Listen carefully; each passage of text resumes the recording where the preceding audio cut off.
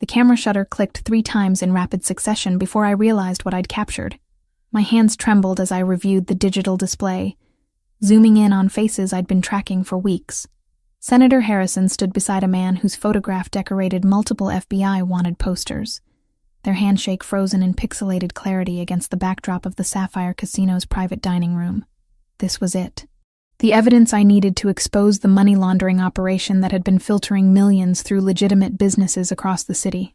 I should have left immediately. Should have walked straight out of the building and driven directly to my editor's office. But journalism had taught me to be thorough, and thoroughness meant getting one more angle, one more shot that would make the story undeniable. I repositioned myself behind the ornamental plant that had provided cover for the past 40 minutes, adjusting my telephoto lens for a clearer view of the documents being exchanged. That's when I heard my name. "Samantha, I know you're here." Ryan's voice carried across the marble lobby below, each syllable dripping with the false sweetness I'd learned to fear during our 2 years together. 4 months.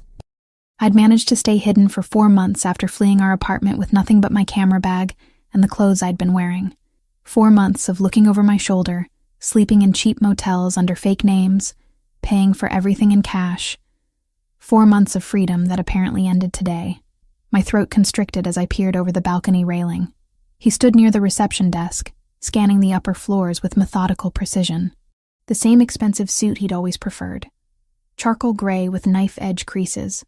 The same haircut maintained every 2 weeks without fail. But his face held something new. A hardness around his eyes that made my stomach clench with recognition. This wasn't the man who'd once brought me flowers after work. This was the man who'd broken 2 of my ribs when I'd suggested we spend Christmas apart. The receptionist said a journalist came up here about an hour ago. Ryan's voice grew louder as he moved toward the elevator bank. Dark hair, green eyes, carrying camera equipment. That sounds exactly like you, doesn't it? I backed away from the railing, my camera suddenly feeling like an anchor weighing me down. The service elevator was too far away, and the main elevators would deliver me directly into his line of sight. The stairwell required passing through the lobby. Every escape route led straight to him. Panic clouded my judgment as I scanned the hallway for anywhere to hide. Office doors lined both sides, most displaying frosted glass with company names etched in elegant script. Financial consultants, law firms, import-export businesses. All closed for the evening except one at the very end of the hall, where light spilled through a partially open door. I didn't think. Couldn't think. Survival instinct propelled me forward, my footsteps muffled by thick carpeting as I ran toward that light, like a moth drawn to flame. Behind me, I heard the elevator chime, heard Ryan's footsteps emerging onto the 10th floor. The office door swung wider as I shoved through it, and I immediately realized my mistake. This wasn't an empty conference room or unoccupied workspace. 3 men occupied the space, 2 standing flanking the sides like sentinels, 1 seated behind a massive desk that dominated the room. All 3 turned toward me with identical expressions of cold assessment. "I'm sorry. I'm so sorry," I stammered, already backing toward the door. "Wrong office, I'll just lock it." The man behind the desk spoke without raising his voice, yet his words carried absolute authority.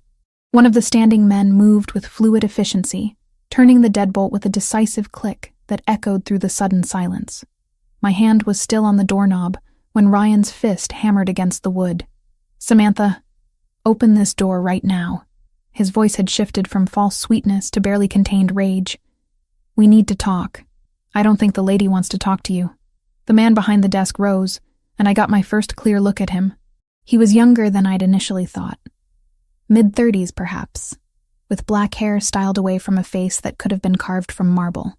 Broad shoulders filled out a suit that probably cost more than my car, the fabric moving with him as he circled the desk with predatory grace. But it was his eyes that held me frozen, dark brown and utterly cold, assessing me with the same intensity one might evaluate a chess piece mid-game. "This is between me and my girlfriend," Ryan shouted through the door. "Just a misunderstanding. Ex-girlfriend," I whispered, though I wasn't sure why I felt compelled to correct him to this stranger. The man's gaze sharpened. "Interesting." He gestured to one of his sentinels. "Joseph, please escort the gentleman from the building. Quietly." Joseph moved to open the door, and I instinctively stepped back, putting the desk between myself and Ryan. But when Joseph opened the door just wide enough to slip through, closing it firmly behind him, I heard only muffled voices followed by the distinctive sound of footsteps retreating down the hallway. "He'll be gone within 5 minutes," the man said, returning to his desk as if he'd just dealt with something as mundane as a misdelivered package. "Marco will ensure he reaches the parking garage without incident." I should have thanked him. Should have apologized again for the intrusion and left as quickly as possible. Instead, I stood frozen, my camera bag sliding off my shoulder to land with a soft thump against the floor. My hands, which had been steady enough to photograph criminals, now shook violently as adrenaline crashed through my system. "Sit down before you fall down." It wasn't quite an order, but close enough that my knees bent automatically, depositing me into one of the leather chairs facing his desk. "Water? Please." My voice came out hoarse, barely recognizable. He poured from a crystal decanter, the liquid clear and cold as he placed the glass in my trembling hands. I drank deeply, focusing on the chill sliding down my throat rather than the man watching me with unnerving intensity. "Samantha." He spoke my name like he was testing it. "That's what he called you." "Yes." I set the glass down carefully. "I'm Samantha Collins. Thank you for whatever you did. I should go." "You should." He leaned back in his chair, fingers steepled beneath his chin. "But you won't make it to your car before he finds you again." Men like that don't take rejection well. The accuracy of his observation sent ice through my veins. "How would you know what kind of man he is?" "Because I know men." His expression remained neutral. "I know the ones who think with their fists, the ones who believe possession equals ownership, the ones who can't accept losing what they consider theirs."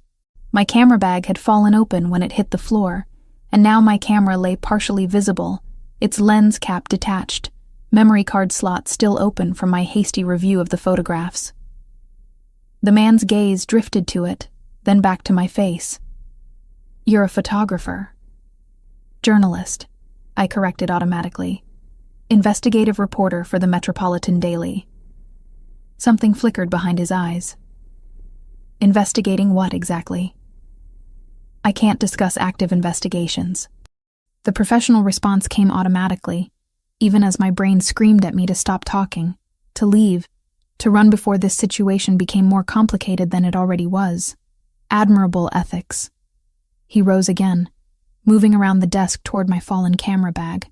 "May I?" Every instinct said to refuse, but he was already crouching, already lifting the camera with careful hands that suggested familiarity with expensive equipment. He turned it on, the display illuminating his face as he reviewed the images stored in memory. I watched his expression shift from casual interest to sharp focus.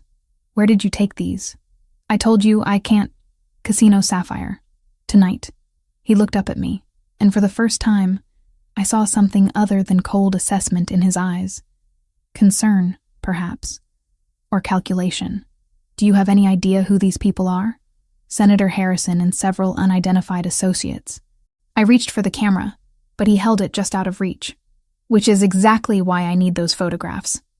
That's evidence of corruption at the highest levels. That's evidence of your death warrant." He clicked through more images, his jaw tightening with each frame.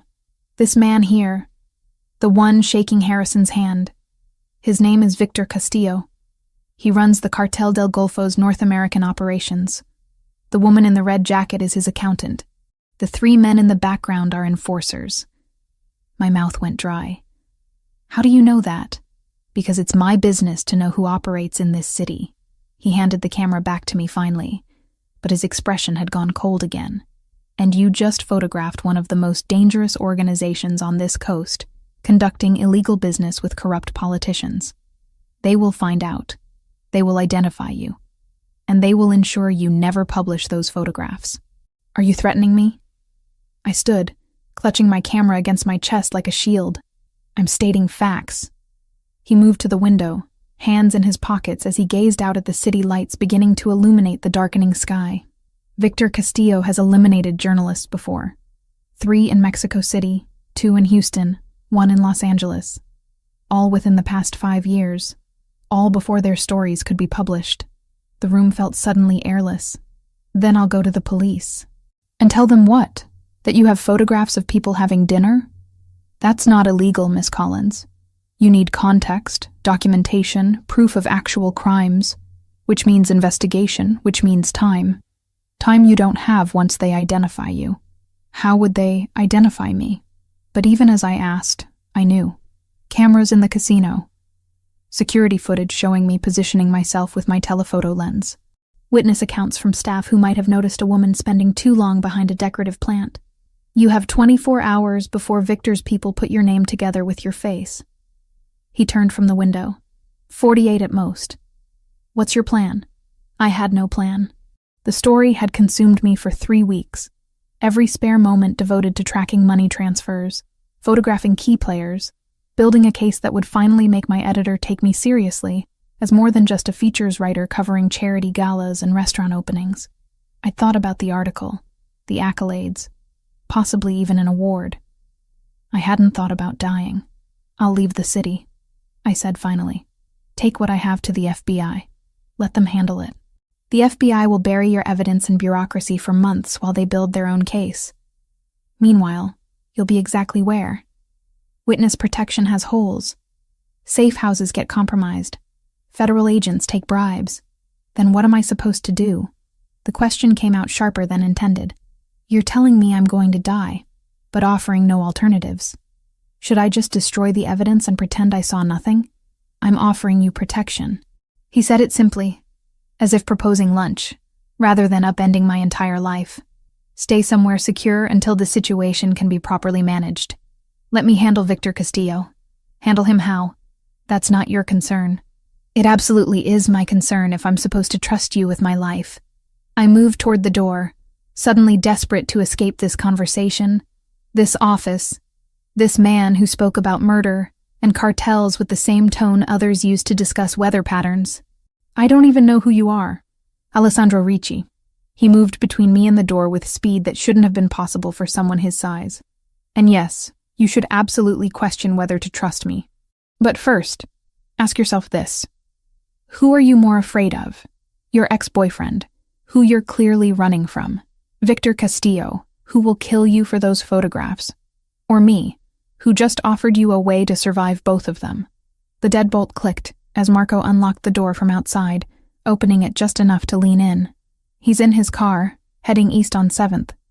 Joseph is following to make sure he actually leaves. Alessandro nodded, his eyes never leaving mine. Give her space to think, Marco. The door closed again, leaving us in renewed silence. I should have walked through it.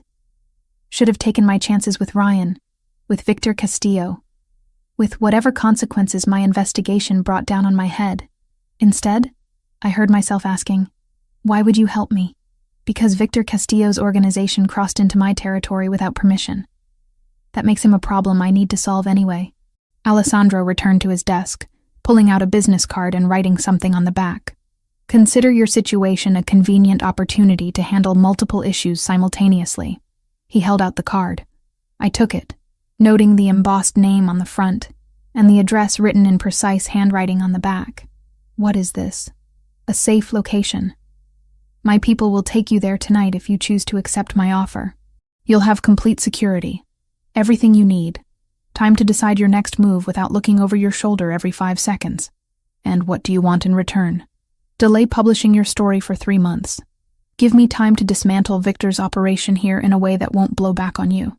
After that, you'll have your exclusive story, and you'll be alive to write it. 3 months. 12 weeks of hiding, of depending on a stranger, of living in some secured location under the protection of a man who spoke about cartels and territory with intimate familiarity. Everything in my professional training said to refuse, to maintain independence, to never compromise journalistic integrity by accepting help from questionable sources. But I was 28 years old with an ex-boyfriend who'd put me in the emergency room twice, standing in the office of a man whose last name I recognized from crime reports, holding photographs that apparently marked me for death by one of the most violent organizations in North America. Independence seemed suddenly less important than survival. 3 months, I repeated. And then I publish everything. Everything, he agreed. Though I recommend changing names to protect certain sources. Meaning yourself. Meaning practical reality. Some stories are more important than bylines, Miss Collins. He extended his hand. Do we have an agreement? I stared at his hand for a long moment, knowing that shaking it would change everything, would pull me into a world I'd only observed from safe distances while researching articles. But the alternative was going back to my studio apartment alone, waiting for either Ryan to find me again or Victor Castillo's people to make their move. I shook his hand. His grip was warm, firm, exactly what I'd expected from someone who commanded rooms with mere presence. Good. He released my hand and gestured to Marco. Take Miss Collins to the penthouse. Tell Sophia we have a guest for the foreseeable future. Full security protocol. Wait, tonight? I clutched my camera bag. I have things at my apartment, clothes, research materials, which will be retrieved tomorrow with appropriate security. Alessandro was already turning his attention to papers on his desk, effectively dismissing me. Tonight, you need to not be at any location your ex-boyfriend or the cartel might anticipate.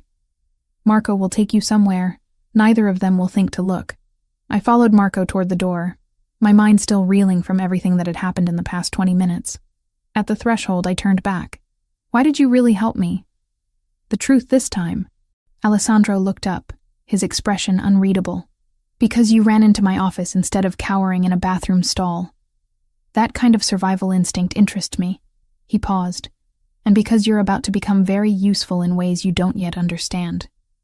The words should have terrified me. Should have sent me running despite the dangers waiting outside. Instead, I found myself following Marco to the elevator, my hand tight around the camera strap, wondering exactly what kind of bargain I'd just made with Alessandro Ricci. The penthouse occupied the entire 42nd floor of a building I'd photographed once for an article about architectural preservation. From the outside, it looked like a dozen other pre-war structures clustered in the financial district, elegant but unremarkable.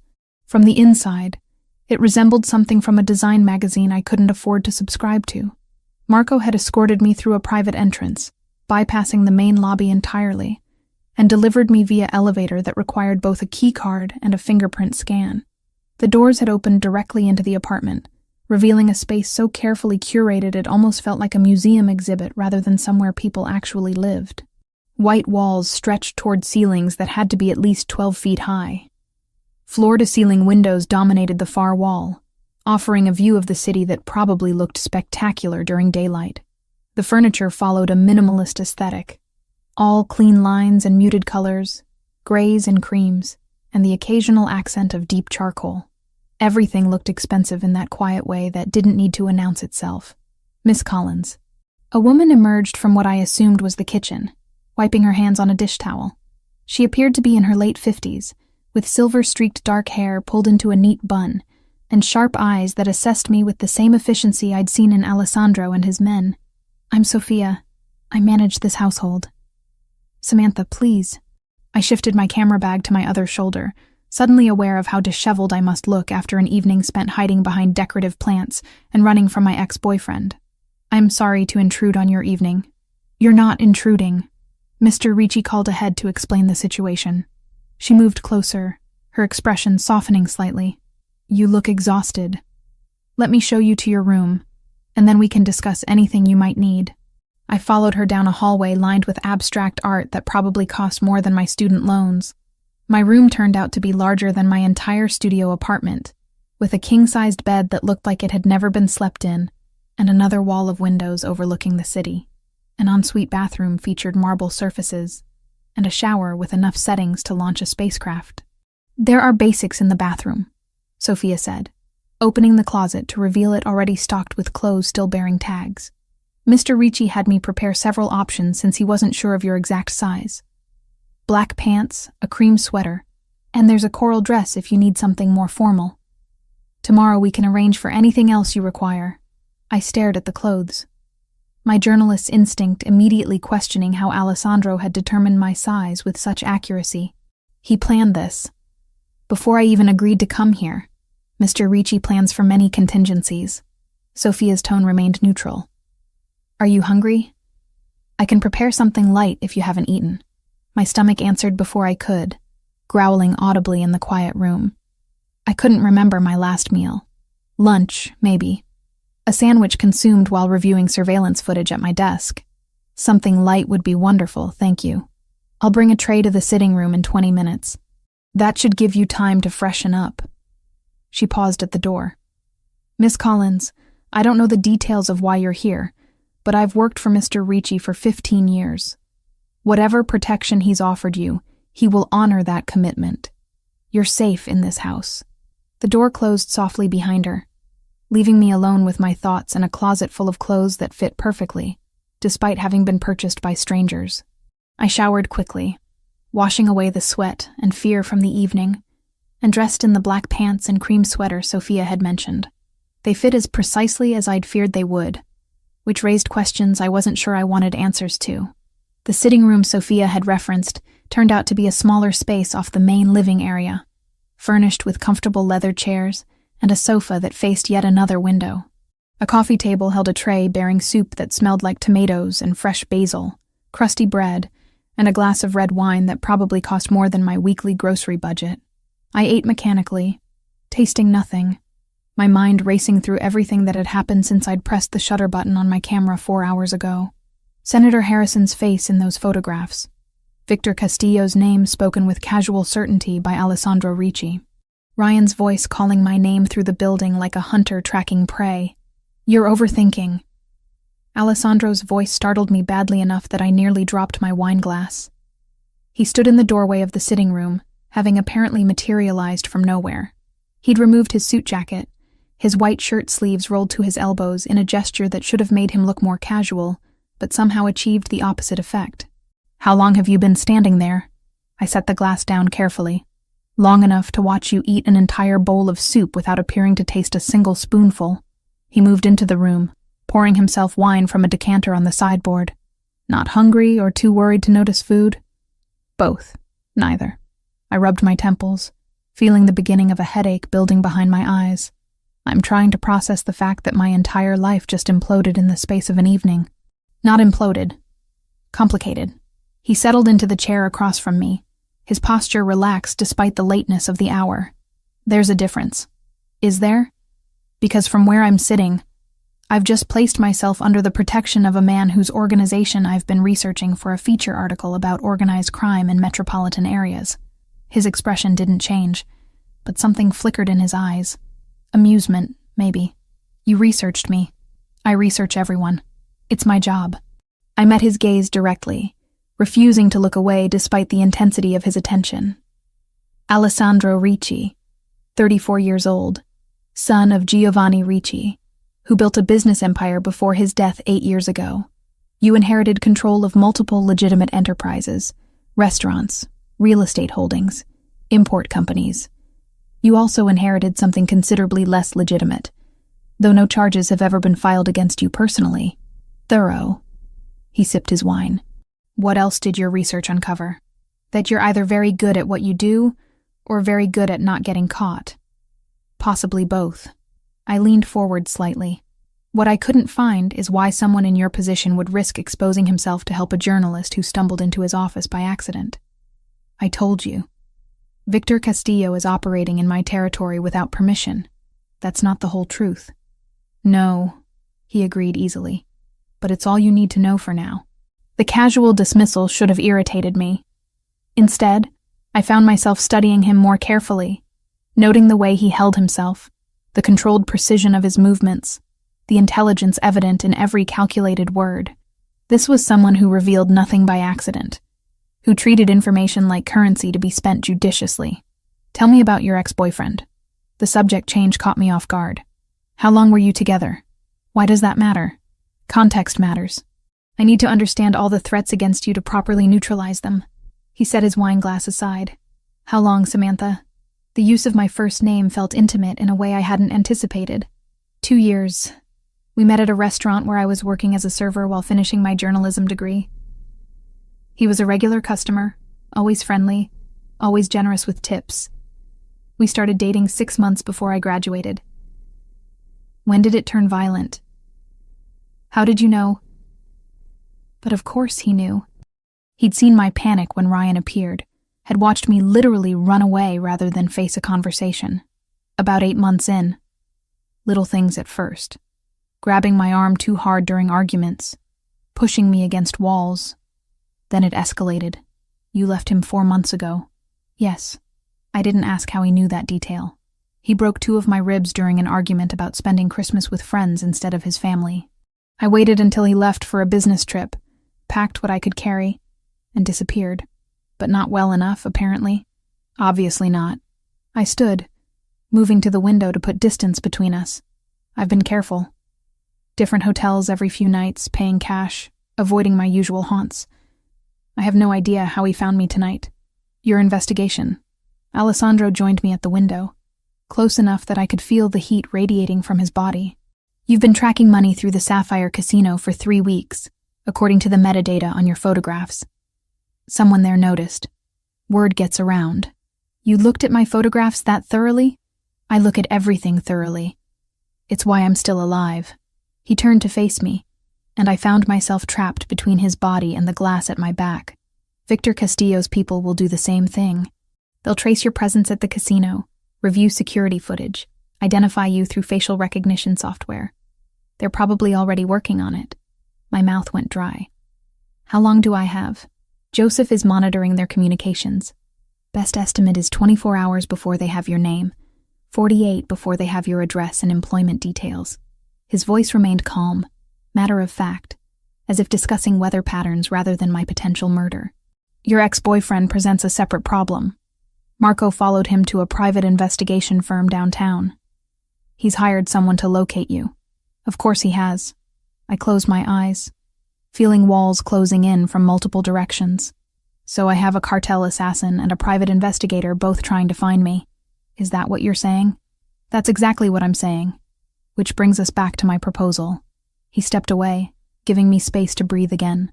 3 months under my protection while I handle Victor Castillo's operation. In exchange, you delay publication and eventually get exclusive access to a story bigger than corrupt senators having dinner with criminals. What story? The complete dismantling of Cartel del Golfo's North American operations. Names, dates, financial transactions, everything you'd need for a Pulitzer-worthy investigation. He moved to refill his wine glass. I can give you that story, Samantha. But only if you're alive to write it. And how exactly do you plan to dismantle an entire cartel operation? By making it no longer profitable for them to operate in this region.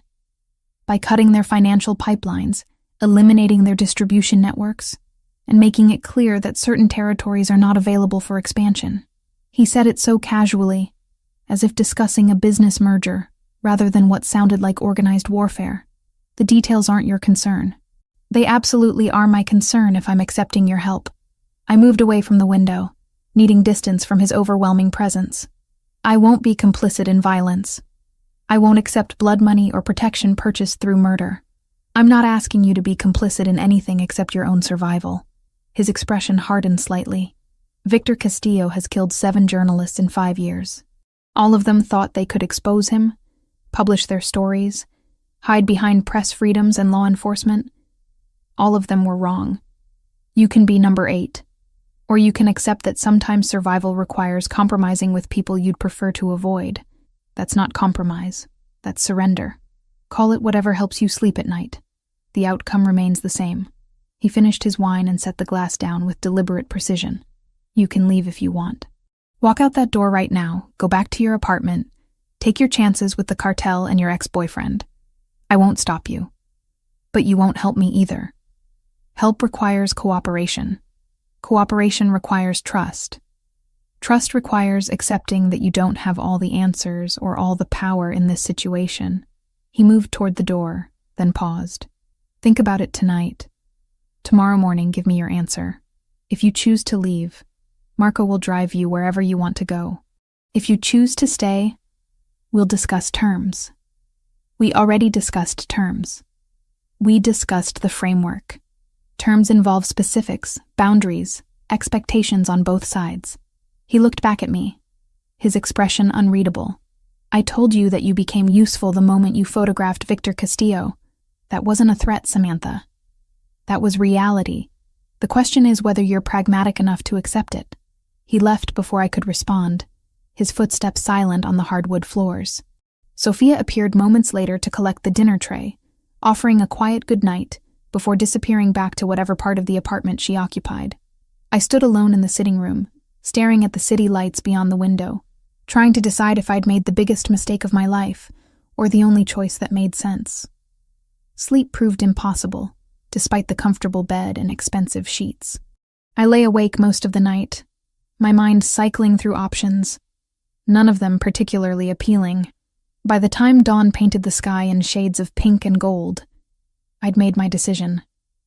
I found Alessandro in what appeared to be a home office, dressed already in another impeccable suit, speaking rapid Italian into his phone.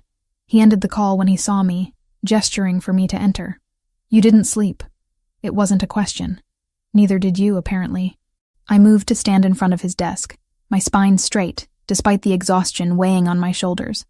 "I'll accept your terms. 3 months, delayed publication, exclusive access afterward. But I have conditions." "Of course you do." Something that might have been approval flickered across his face. "What are they?" "First, no violence against Ryan. I don't want him hurt, just kept away from me. Second, I want regular updates on your progress against the cartel. I'm not sitting in ignorance for 3 months. Third, I maintain control over my own story.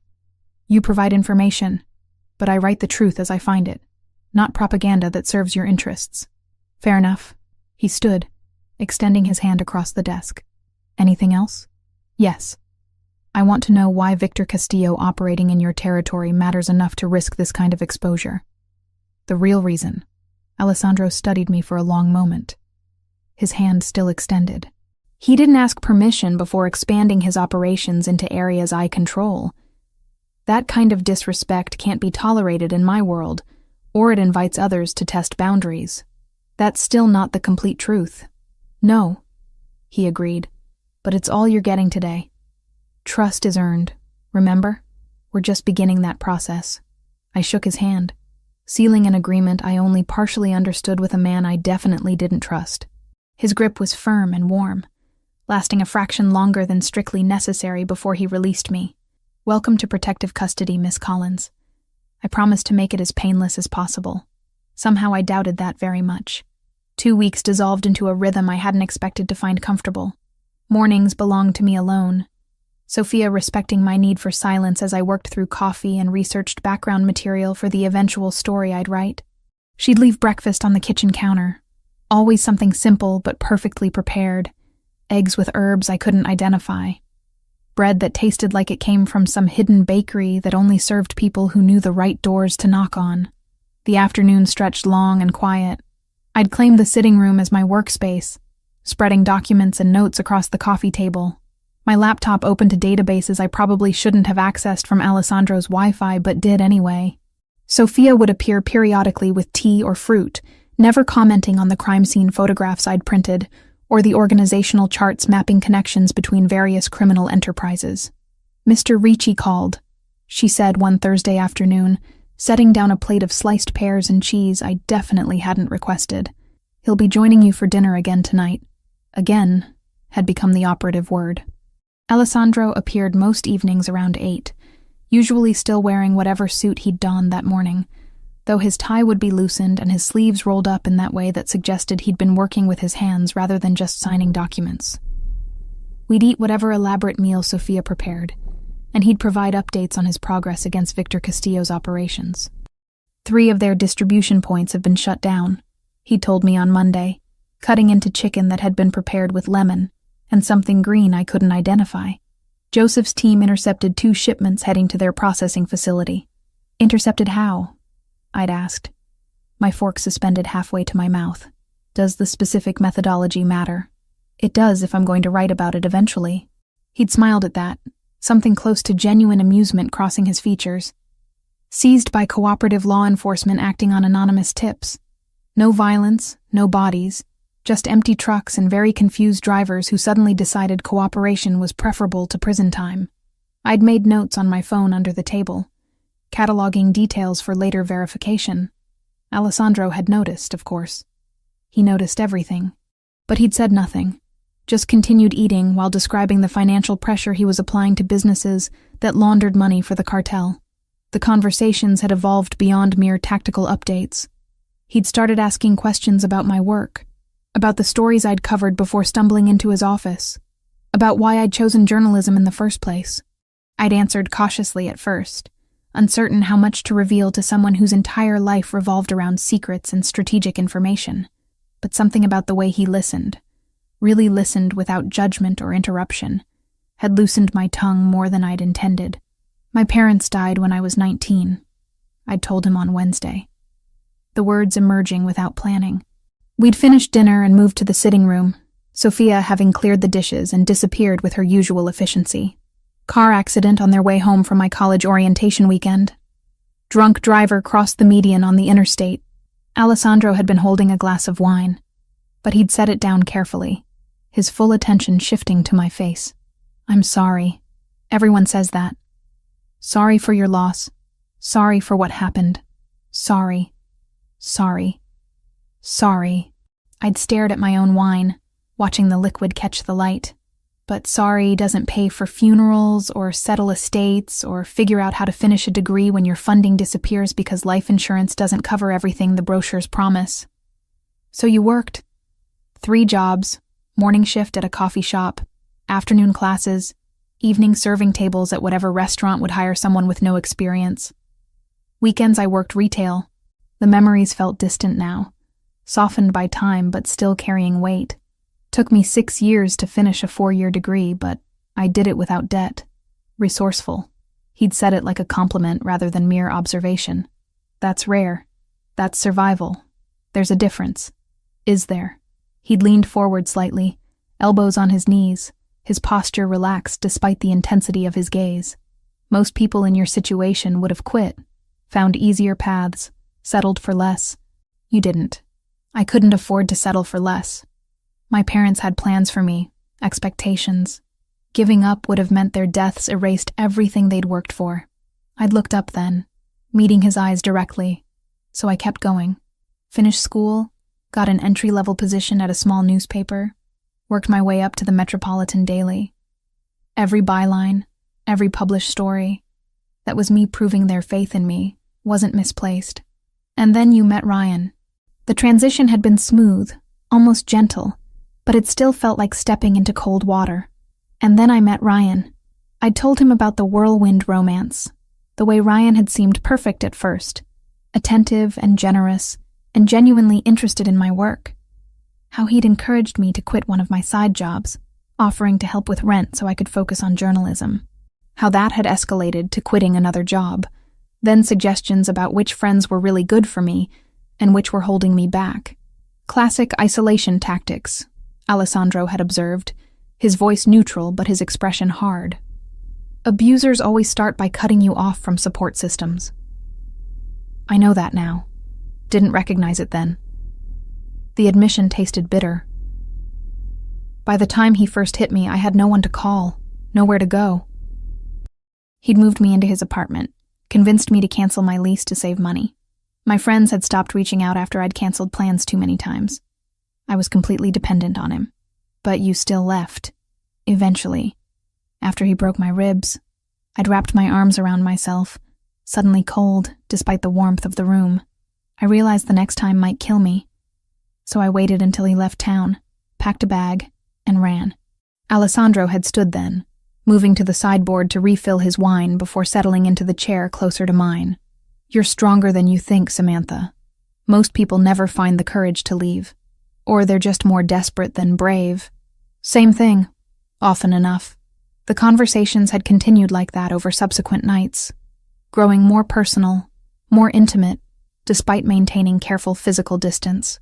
I'd learned that his father had built the family business from nothing, starting with a single restaurant and expanding into real estate and import operations.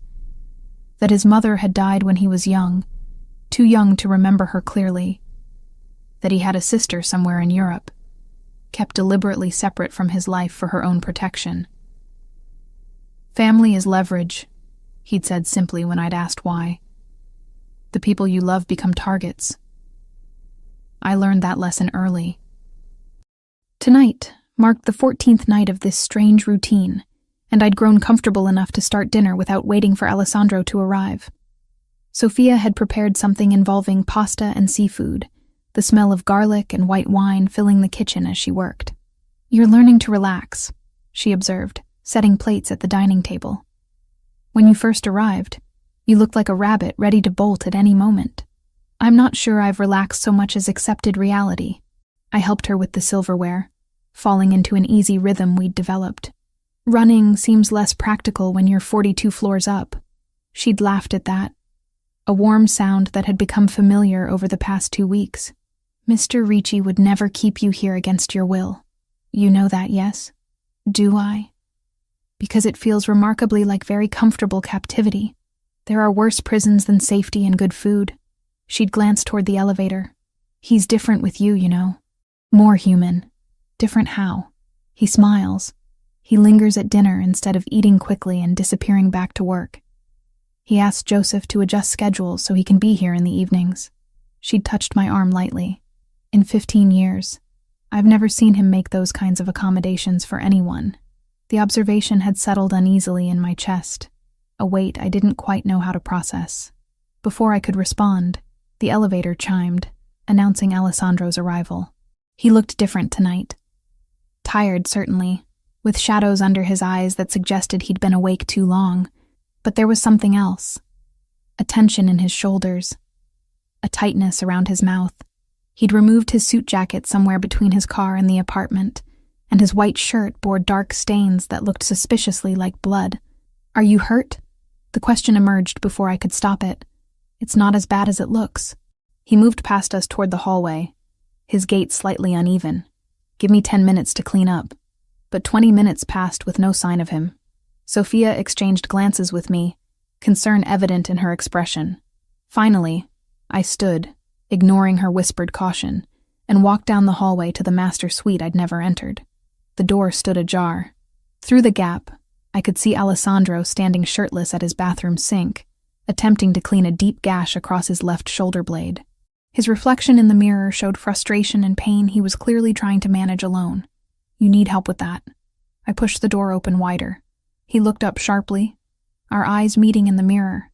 "I've handled worse. I'm sure you have. But right now, you're dripping blood on expensive tile and making a mess of what should be a simple cleaning process." I moved into the bathroom, washing my hands with the efficiency my mother had taught me years ago. "Sit down before you pass out." "I'm not going to pass out." "Humor me, anyway." He sat on the edge of the bathtub, surrender evident in the set of his shoulders. Up close, the wound looked worse than I'd initially thought. A clean slice that needed stitches, but would probably go untreated for reasons I could guess at. Men like Alessandro didn't show up at emergency rooms with knife wounds and expect no questions. I found first aid supplies in the cabinet, professional-grade materials that suggested this wasn't the first time injuries had been treated at home. Working as carefully as possible, I cleaned the wound with antiseptic that had to burn, despite Alessandro's complete lack of reaction. "What happened?" I kept my voice neutral, focused on my task, rather than the intimacy of touching his bare skin. "Disagreement with some of Victor's people. They were unhappy about losing territory." His voice remained steady, despite what had to be considerable pain. "Joseph got them to see reason eventually. Reason that involved knives, apparently. Reason comes in many forms." I worked in silence for several minutes, applying butterfly bandages to hold the edges of the wound together, covering everything with gauze and medical tape. The proximity forced awareness of details I'd been carefully ignoring during our dinners. The breadth of his shoulders, the subtle scars that marked his torso speaking to a life of violence I'd only glimpsed in abstract. The warmth of his skin under my fingers. "You're good at this." He spoke quietly, his voice seeming loud in the silence of the bathroom. "My mother was a nurse before she married my father. She taught me basic first aid, said every woman should know how to handle emergencies." I secured the last piece of tape. "There. That should hold until it starts healing, but you really should see a doctor. Can't afford the questions that would raise. Can't afford sepsis either." I moved to wash my hands again, needing distance from the electricity building between us. "You're not invincible, Alessandro. I never claimed to be." He stood, close enough that I could feel the heat radiating from his body. "Thank you for the medical attention." "You're welcome. I should have left then." Should have walked out of his bathroom, returned to the safety of my own room, maintained the careful boundaries we'd been preserving. Instead, I found myself asking, does it hurt? Yes. The honesty surprised me. But pain is just information. It tells you you're still alive. That's a depressing philosophy. That's survival in my world. His hand came up, fingers brushing along my jaw with unexpected gentleness. You understand survival better than most, Samantha. You've been living it for 4 months. The touch sent electricity through my nervous system, every cell suddenly hyper-aware of his proximity. I should have stepped back, should have reminded him about the boundaries we'd discussed, about the power imbalance inherent in our situation. Instead, I leaned into his hand, just slightly, just enough to acknowledge what was building between us. Alessandro, his name felt intimate on my lips.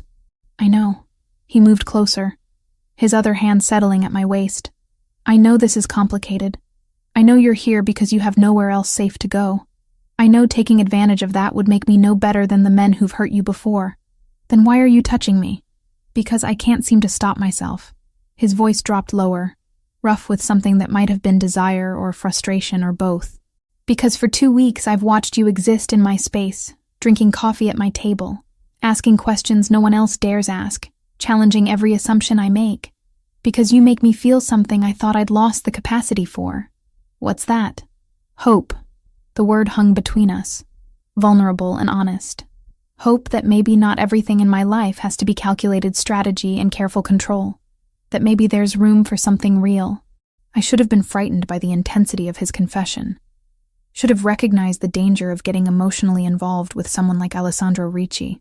Instead, I found myself tilting my face up, closing the distance between us with deliberate intent. He met me halfway, his lips capturing mine with a hunger that had been building for weeks. The kiss started gentle, questioning, giving me space to pull away if I wanted. But I didn't want space. I wanted this. Wanted him. Wanted to feel something other than fear and exhaustion for just a few moments. His hand tightened at my waist, pulling me closer as the kiss deepened. I could taste wine on his lips, feel the barely controlled strength in his body, sense the careful restraint he maintained even in passion. My fingers traced the unmarked skin of his chest, mindful of his injury but unable to stop touching him. When we finally broke apart, both breathing hard, his forehead rested against mine. This is a mistake. Probably. I didn't move away. You deserve better than this. Better than me. His voice carried an edge of self-recrimination. You deserve to choose without the pressure of gratitude or fear or dependence clouding your judgment. Stop telling me what I deserve and let me make my own choices. Even if those choices hurt you? Even then. I pulled back enough to see his face clearly. I'm not some fragile thing that needs protecting from every possible harm, Alessandro. I've survived plenty already. I know you have. But I won't be another person who takes advantage of your strength. He stepped away, putting physical distance between us, even as his eyes remained locked on mine. When this is over, when Victor Castillo is no longer a threat, and you're free to leave safely, if you still want this, I'll be here, but not while you're dependent on my protection. The nobility of it should have been touching. Instead, it felt frustratingly like rejection. So what? We just pretend nothing happened? We acknowledge what happened, and exercise restraint until circumstances change. He reached for a clean shirt hanging nearby. I won't compromise your agency by pursuing this while you're essentially my prisoner, no matter how gilded the cage. I wanted to argue, to point out that I'd kissed him back just as eagerly, that my choice to stay here was exactly that, a choice.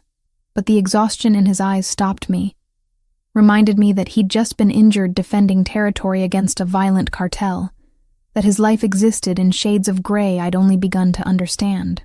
Fine. I moved toward the door.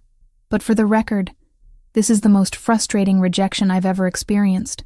His quiet laughter followed me down the hallway, somehow making everything both better and worse, simultaneously.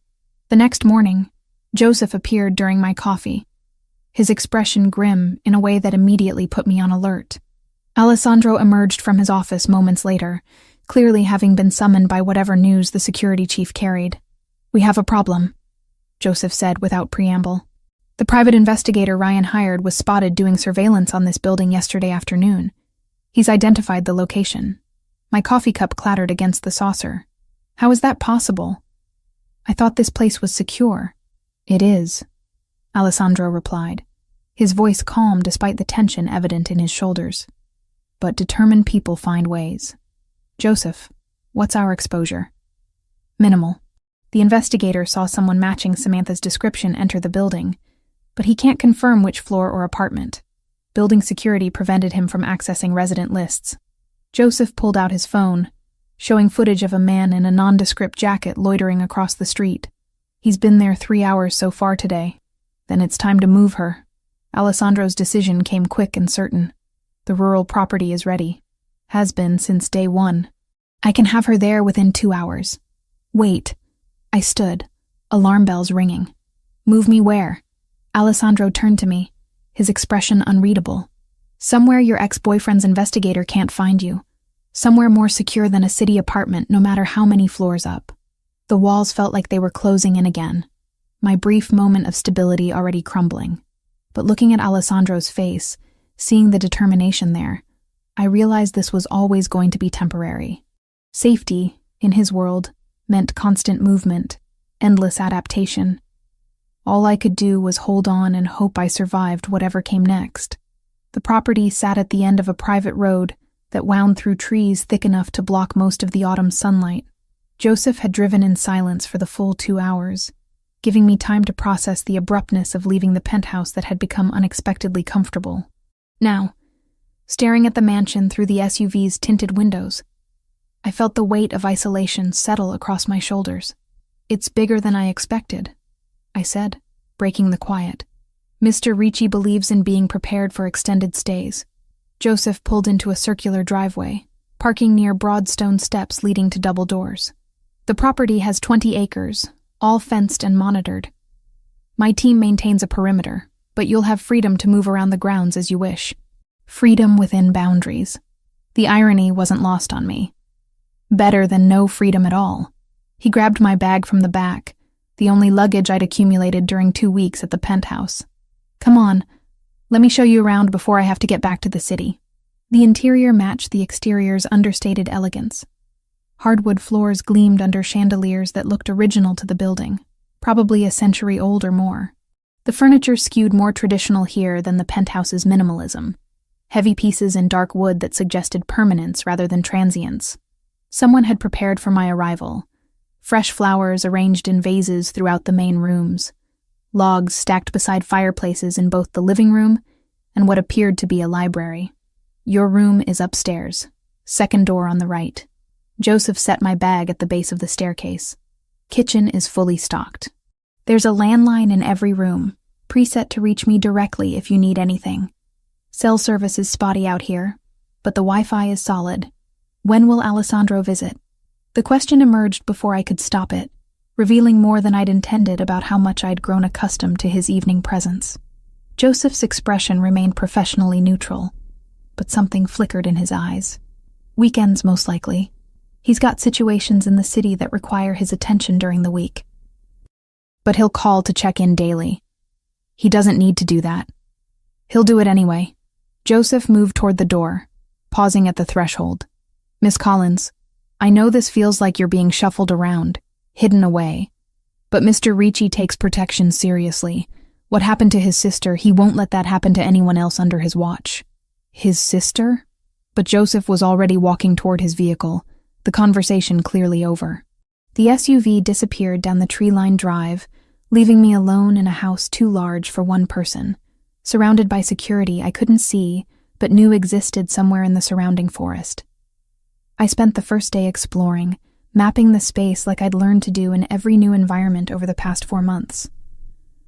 The kitchen held professional-grade appliances and enough food to survive a siege. The library contained books I'd been meaning to read for years, plus a desk with multiple monitors that someone had already configured with access to research databases I'd been using. The living room featured a fireplace large enough to stand in, and furniture comfortable enough to lose entire afternoons. My bedroom overlooked gardens that probably looked spectacular in spring, but now held only the browns and golds of approaching winter. Someone had thought to include a desk here too, positioned to catch natural light from the windows.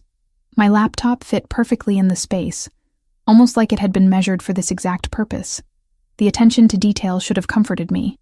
Instead, it felt like evidence of how thoroughly Alessandro controlled his world, anticipating needs before they arose, arranging circumstances to his specifications.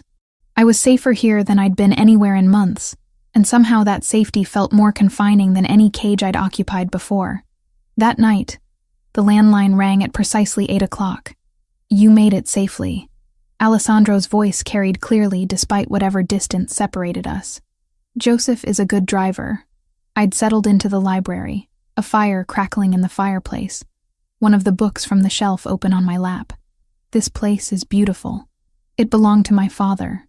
He'd use it when city life became too much. A pause, filled with sounds I couldn't identify. "Are you comfortable?" "As comfortable as someone under protective custody can be." I closed the book, giving the conversation my full attention. "Joseph mentioned something about your sister before he left. What did he mean?" Silence stretched long enough that I wondered if the connection had dropped. "Then, that's a conversation for another time. Preferably in person. Alessandro, how's your research progressing?" The deflection was smooth but obvious. "Joseph said you've been accessing the databases we set up." I let him change the subject, recognizing the boundaries he maintained even in conversation. We talked for 40 minutes about my work, about the story I was building from fragments of information, about Victor Castillo's operations, and how Alessandro's pressure was causing visible cracks in the cartel's infrastructure. 3 more distribution points closed this week, he told me. Victor is scrambling to maintain supply lines. He's getting desperate, which makes him dangerous, but also predictable. Predictably dangerous sounds like the worst combination. Depends on whether you're prepared for the predictability. His voice carried a note of satisfaction. We're making progress. Faster than I initially projected. The conversation ended with promises to talk again tomorrow. Alessandro's schedule apparently including daily check-ins, despite the demands on his time.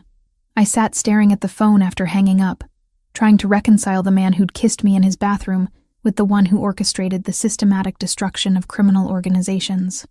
The weekend visits became the highlights of my solitary existence. Alessandro would arrive Friday evenings, usually bringing updates and occasionally fresh supplies that Sophia had packed.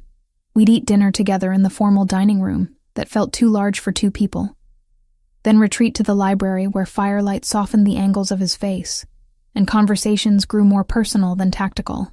"Tell me about your parents," he'd asked during his second visit. Wine glass balanced on the arm of his chair. "You mentioned they died, but nothing about who they were before." So I'd told him. About my mother's nursing career and her dreams of opening a clinic in underserved communities. About my father's work as a high school teacher, his passion for literature, his belief that education could transform lives.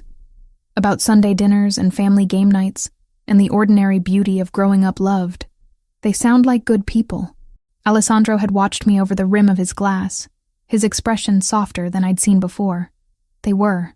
I think about what they'd make of my life now, hiding in a mansion from criminals and ex-boyfriends. Not exactly the future they imagined. They'd probably be proud you survived, that you're still fighting to tell stories that matter. He'd leaned forward slightly. Your parents raised someone remarkable, Samantha. Don't diminish that by focusing only on current circumstances. The compliment had settled warmly in my chest, a counterweight to the isolation and uncertainty. 3 weeks into my rural exile, Joseph appeared unexpectedly on a Wednesday afternoon. His expression carried tension that immediately put me on alert. We had an incident last night. He stood in the library doorway, his usual professional demeanor slightly fractured. The investigator your ex hired tried to breach the property perimeter around 2 a.m. My team intercepted him before he got within half a mile of the house.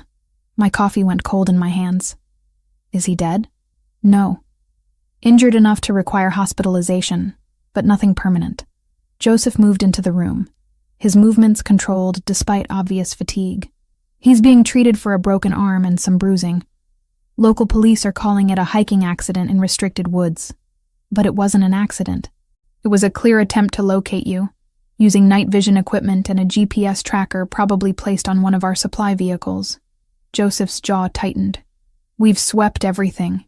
He won't try again. How can you be sure? Because Mr. Ricci is having a conversation with Ryan Mitchell as we speak, making it clear that further attempts to locate you will have consequences neither of them want to face. The casual mention of consequences sent ice through my veins. What kind of consequences? The legal kind. Mr. Ricci's lawyers have compiled evidence of stalking, violation of restraining orders, and conspiracy to commit trespass. If Ryan persists, he'll face criminal charges that will destroy his career. Joseph's expression softened slightly. No violence, Miss Collins. Mr. Ricci gave you his word about that. I spent the rest of the day pacing the property, walking the gardens despite the autumn chill, trying to process how thoroughly my life had become entangled with Alessandro's world. By the time his car appeared Friday evening, I'd worked myself into a state of conflicted fury. He found me in the library, a fire blazing against the evening cold.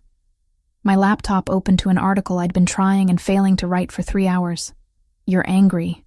He'd barely entered the room before making the observation. I'm frustrated. I closed the laptop with more force than necessary. Frustrated that people I've never met are making decisions about my safety without my input. Frustrated that I'm trapped here while Ryan apparently required a personal warning and his investigator needed to be hospitalized. Would you prefer we'd done nothing? Let the investigator find you? Allowed Ryan to continue his obsessive pursuit? I'd prefer to be treated like an adult capable of understanding the full situation, rather than a child who needs protection from harsh truths. I stood, needing movement to channel the energy coursing through me. You keep me here, safe and isolated, while orchestrating responses to threats I only hear about after the fact. That's not protection, Alessandro. That's control. He was quiet for a long moment, his expression unreadable. Then he moved to the sideboard, pouring 2 glasses of wine before settling into his usual chair. You're right. The admission caught me off guard. What? You're right. I've been making decisions about your safety without adequate consultation. That's how I'm accustomed to operating, controlling variables, minimizing risks, keeping people safe by keeping them uninformed. He took a slow sip of wine. But you're not one of my soldiers or business associates. You deserve transparency. So give it to me. I took the glass he'd poured, sitting across from him. Tell me everything. The full picture, not the sanitized version. He studied me for a long moment, then began talking. About Victor Castillo's increasing desperation as supply lines collapsed. About the violence erupting in territories where the cartel tried to maintain control. About Ryan's escalating behavior, the emails and messages sent to my former colleagues, the attempts to access my bank accounts and social media. He's unraveling, Alessandro said quietly. Men like him often do when they lose control of what they believe belongs to them. Joseph's team has been monitoring him closely. The investigator's hospitalization pushed Ryan to make mistakes, sending threatening communications that gave my lawyers everything they needed to pursue criminal charges. And the investigator himself, being strongly encouraged to accept a financial settlement in exchange for dropping Ryan as a client and signing a comprehensive non-disclosure agreement. Alessandro's expression remained neutral. He'll take it. The alternative is messier for everyone involved. I absorbed this, trying to reconcile my instinctive resistance to his methods with the pragmatic effectiveness they demonstrated. You're good at this. Managing people, controlling outcomes, arranging circumstances to serve your purposes. It's what I was trained to do from childhood. My father believed in preparation, in understanding leverage, in maintaining control of every situation. Something shifted in his expression, a crack in the carefully maintained facade. But even the best preparation can't prevent every disaster, can't account for every variable. What happened, Alessandro? Joseph mentioned your sister, but then wouldn't elaborate. He was silent so long I thought he might deflect again, change the subject to safer territory. Instead, he set down his wine glass and leaned back, his gaze fixed on the fire. Her name was Julia, 8 years younger than me, which made her barely 18 when she died. His voice carried a flatness that suggested carefully controlled emotion. She was everything good about our family. Artistic, compassionate, seeing beauty in things I'd been trained to evaluate, only for strategic value. I waited, sensing he needed space to tell this story at his own pace. I was 26, still learning the business, still proving myself worthy of the empire my father had built. A rival organization, Russians operating out of Brooklyn, they wanted leverage against our family, wanted to force us out of certain territories they'd decided should be theirs. His hands clenched briefly. They took Julia, grabbed her walking home from her art class on a Tuesday afternoon, sent photos to prove they had her, made demands. Ransom, territory, and money. $10 million and complete withdrawal from the waterfront properties my father had spent 20 years developing. Alessandro's voice grew colder. My father refused. Said giving in to extortion would make us look weak, invite similar attempts from other organizations. He believed I could find her, rescue her before they followed through on threats. My stomach clenched, already knowing how this ended. I tried. God, I tried everything. Called in every favor, activated every informant, put every resource toward locating where they were holding her. His voice cracked slightly. We found the location 3 hours after they killed her. 3 hours too late because I spent time being cautious, being strategic, waiting for the perfect opportunity to strike, instead of accepting that messy and fast was better than careful and slow. That wasn't your fault, wasn't it? He looked at me finally, his eyes holding pain he'd clearly never fully processed. I made the choices. I prioritized caution over speed.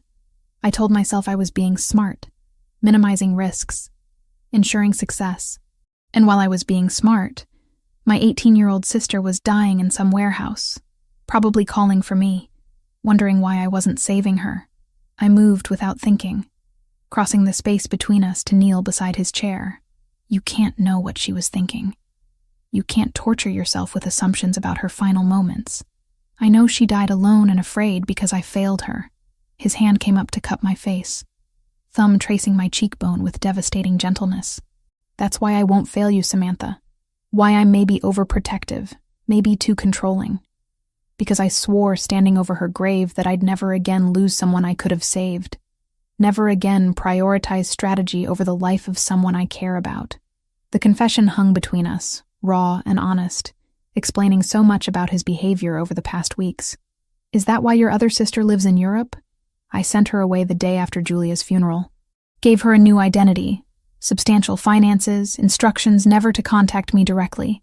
She's safe because she's separate from my world completely. His hand dropped away from my face. That's what caring about people costs in my life. Either hypervigilant protection or complete separation. There's no middle ground. Alessandro, you should go to bed. It's late, and I've burdened you with history that doesn't change current circumstances. He stood, distancing himself physically and emotionally in one smooth movement. Tomorrow we'll discuss next steps regarding Victor and Ryan. Figure out timelines for when you might be able to return to normal life. But I didn't want to discuss timelines or strategy. I wanted to tell him that his sister's death wasn't his fault, that trauma and guilt were distorting his perspective, that protection didn't have to mean control. Except I wasn't sure any of that was true in his world, where violence lurked beneath every surface, and caring about people truly did make them targets. So instead, I said goodnight and retreated to my room, lying awake until dawn, trying to reconcile the man who'd kissed me with careful passion against the one who carried the weight of his sister's death, like a stone around his neck. Understanding, I realized, was not the same as knowing how to help, and falling for someone whose every protective instinct stemmed from catastrophic failure felt like walking deliberately toward heartbreak. But apparently I was doing it anyway. 7 weeks. Nearly 2 months of existing in a state of suspended animation.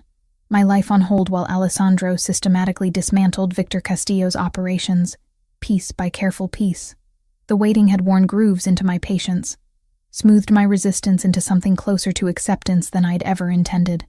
The call came on a Thursday morning, Alessandro's voice carrying a satisfaction I'd learned to recognize over our nightly conversations. It's done. No preamble, no build-up. Joseph compiled everything into a comprehensive package. Financial records, witness statements, documented movements of contraband.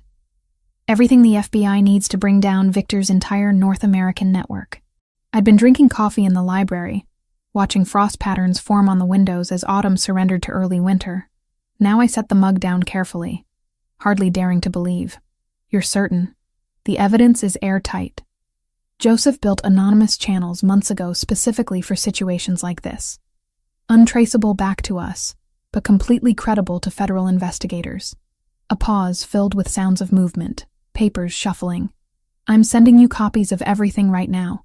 Verify it against your own research. If it holds up to your journalistic standards, it'll hold up in court. I spent the next 6 hours reviewing documents that appeared in my secure email. Financial transactions traced through shell corporations, witness testimony from low-level operatives willing to cooperate in exchange for reduced sentences, surveillance photographs showing Victor Castillo personally directing operations the FBI had been trying to infiltrate for years. It was comprehensive, damning, exactly the kind of evidence that could dismantle an organization from the inside out. More importantly, it was everything I needed to write the story I'd been building since that night in the Sapphire Casino. Senator Harrison's involvement was documented with precision that would end his political career. The money laundering network was mapped completely. Even the corrupt officials who'd enabled the operation were identified with supporting evidence. "This is incredible," I told Alessandro when he called that evening.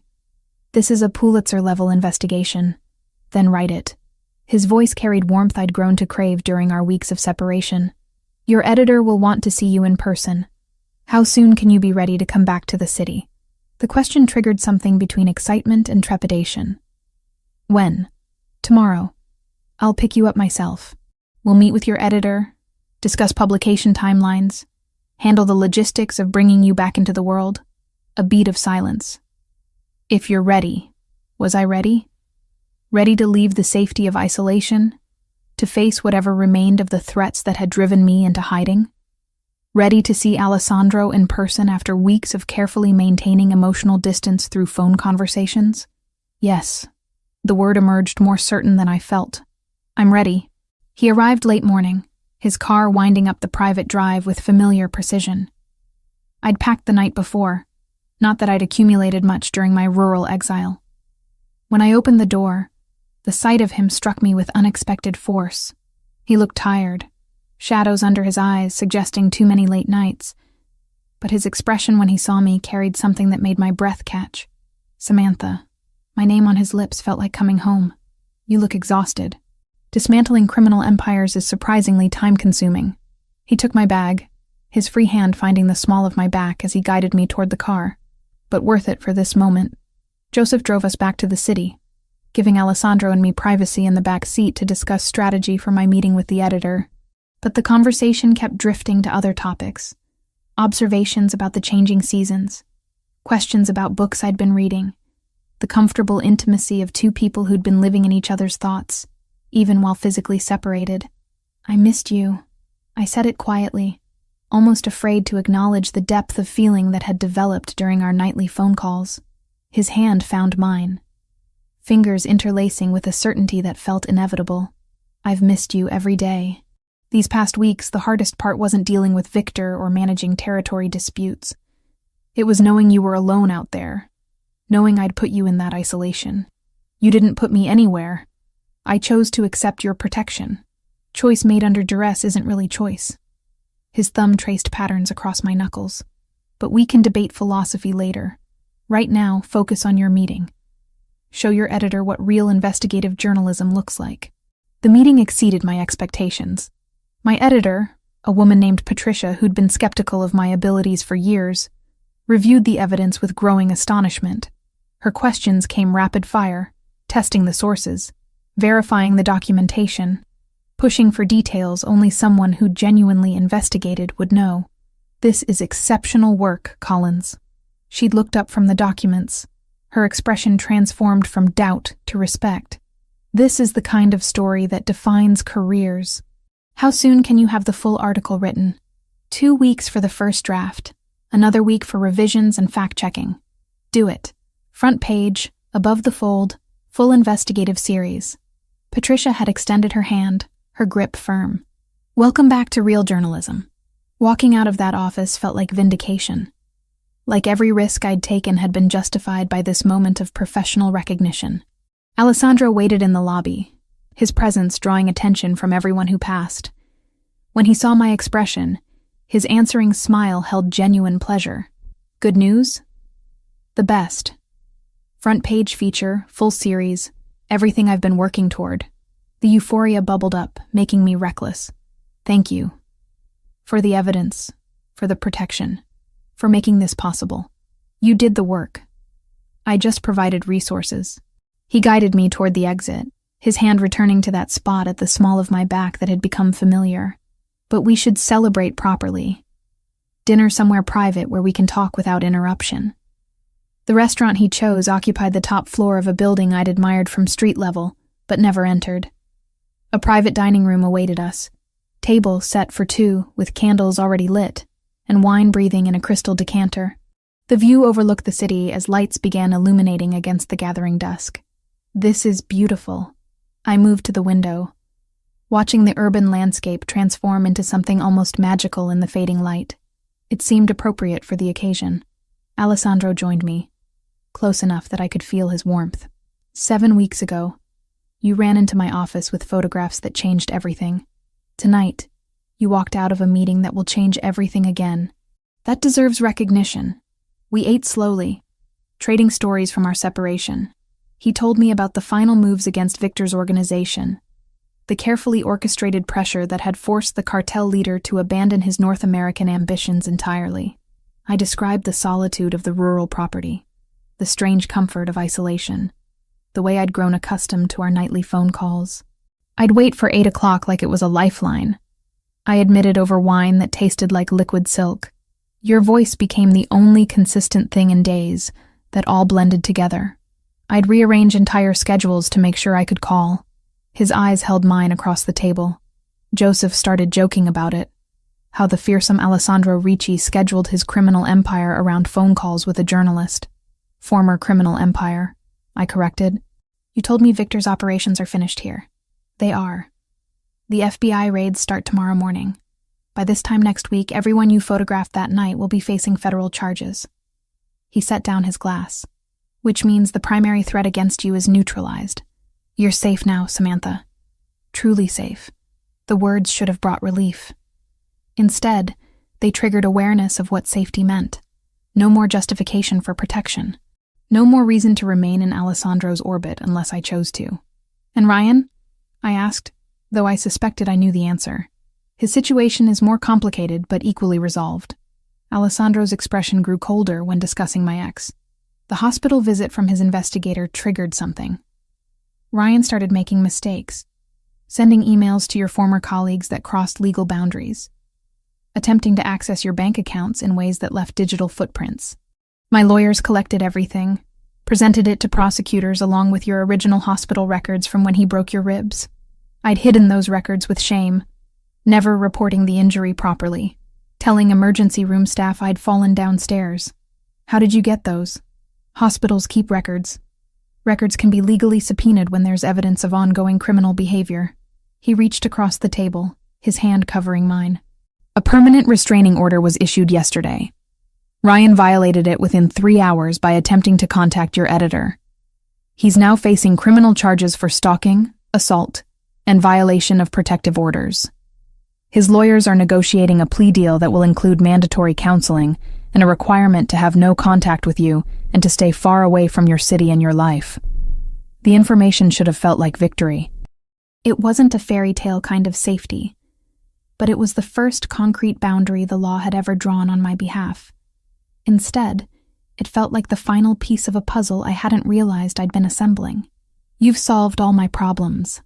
I've addressed immediate threats. Your problems are your own to solve. His hand tightened on mine. But I wanted you to have choices, Samantha. Real choices not made under pressure of fear or survival. That's what tonight is about. What do you mean? He stood, moving around the table to stand beside me, his hand extended. Dance with me. There's no music. There doesn't need to be. I took his hand, letting him pull me to my feet and into his arms. We swayed gently in the candlelit silence, his chest solid against mine, one hand at my waist while the other cradled my hand between us. The intimacy of it felt more profound than any conversation we'd had over the past 7 weeks. I've been trying very hard to be noble, he said quietly, his lips near my ear. Keeping distance, maintaining boundaries, ensuring you had space to make decisions without pressure. But nobility is exhausting, and I'm running out of reasons to deny what I feel. My heart hammered against my ribs. What do you feel? That 7 weeks away from you was 7 weeks too long. That hearing your voice on the phone stopped being sufficient somewhere around week 3. That watching you walk out of your editor's office with triumph written across your face made me want things I have no right to want. He pulled back enough to see my face. That I'm falling for you despite every logical reason not to, and I'm tired of fighting it. The confession hung between us, vulnerable and honest. I could step back, maintain the distance he'd been preserving for my sake. Could remind him about power dynamics and complicated circumstances.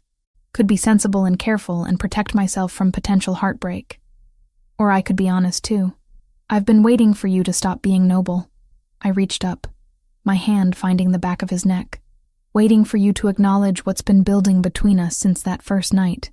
Waiting for permission to want this without guilt. Permission granted. His voice dropped lower, rough with restrained desire. If this is what you want. If you're choosing this freely without pressure or...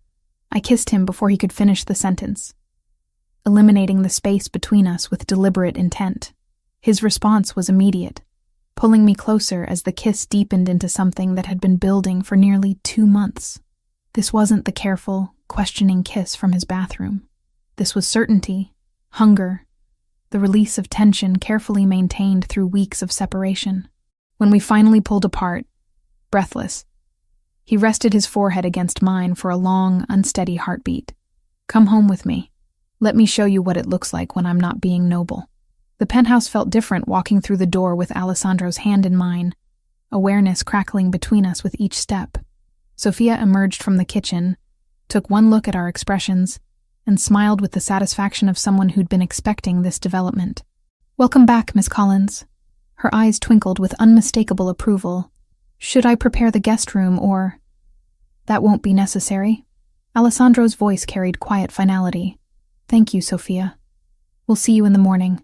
She disappeared with practiced discretion, leaving us alone in the vast space. Alessandro turned to me, his expression serious despite the desire evident in his eyes. Last chance to change your mind. Once we cross this threshold, everything changes. I've been ready for everything to change since you stopped being just the dangerous stranger who helped me. I moved closer, my hands finding the buttons of his shirt. Stop giving me exits and let me make my choices. His laugh was quiet, almost relieved. As you wish. The night dissolved into sensations I'd been denying myself for weeks. Alessandro's hands mapping skin he'd only seen in passing. The slide of expensive sheets against bare legs. Whispered confessions in darkness broken only by city lights through floor-to-ceiling windows. Connection that went beyond physical, touching something deeper I hadn't known was possible. Morning arrived with sunlight painting the bedroom in shades of gold. Alessandro slept beside me, his face softened in repose, the careful control he maintained constantly finally abandoned in sleep. I traced the scar on his shoulder from the knife wound I'd bandaged weeks ago, watching the steady rise and fall of his breathing. You're staring. His voice emerged rough with sleep, though his eyes remained closed. Admiring. There's a difference. He pulled me closer, pressing a kiss to my forehead. Good morning. Good morning. The intimacy of waking together felt simultaneously natural and surreal. No regrets? None. You? Not even close. We lay tangled together until the smell of coffee drifted from the kitchen. Sophia's discreet signal that morning had officially arrived. Alessandro pulled on sleep pants while I borrowed his shirt, both of us moving with the ease of people comfortable in each other's space. Sophia was arranging breakfast at the kitchen counter when we appeared, her expression carefully neutral, except for the knowing smile she couldn't quite suppress. Good morning. Coffee is fresh, and there are pastries from the bakery you like, Miss Collins. Thank you, Sophia. I settled onto a bar stool, accepting the coffee she poured. Everything smells wonderful. It's good to see you both looking happy. She busied herself with breakfast preparations. The house has been too quiet with only Mr. Ricci here. Alessandro's hand found mine under the counter, our fingers interlacing automatically. The gesture felt both new and familiar, like something we'd been building toward since that first night in his office. We spent the morning in comfortable domesticity, trading sections of the newspaper, discussing publication strategy for my article, existing in each other's space, without the careful boundaries that had defined our previous interactions. It felt like the beginning of something real, something chosen, rather than imposed by circumstances. I should get back to work on the article, I said eventually, reluctant to break the spell but aware of approaching deadlines. Patricia wants the first draft in 2 weeks. Use the office here. Everything you need is already set up. Alessandro glanced at his phone, frowning slightly. I have meetings this afternoon, but I'll be back for dinner. We should discuss what comes next. What do you mean? Your apartment isn't safe yet. Ryan's legal situation is pending, and there are always residual concerns after taking down an organization like Victor's. He pulled me close, his arms circling my waist. Stay here while you write the article. After that, we'll figure out what this looks like long term. This. I gestured between us. You mean us. I mean us. He kissed me softly. If that's what you want. A real relationship. Not protection or convenience or anything except two people choosing each other. The honesty in his voice, the vulnerability evident despite his usual control, made my chest tight with emotion. I wasn't quite ready to name. I want that. Then we'll figure it out together. He pressed another kiss to my forehead before stepping back. But right now, I need to handle business. And you need to write the story that's going to end careers and topple criminal enterprises. We'll celebrate tonight. He left with promises to return by 7, leaving me alone in the penthouse that had become unexpectedly familiar. I settled into the office he'd mentioned, finding my research materials already organized, my laptop configured with access to everything I needed. Sophia brought lunch at noon, sandwiches and fruit arranged on a tray she set on the desk. He's happy with you, you know. Happier than I've seen him in years. I'm happy with him too. The admission felt significant, acknowledging feelings I'd been carefully avoiding examining too closely. Even though this is complicated, and probably inadvisable in about 17 different ways. Love usually is. She smiled gently. But that doesn't make it less worthwhile. Love. The word hung in my thoughts long after she'd left, refusing to be dismissed despite my attempts at rationality. Was that what this was?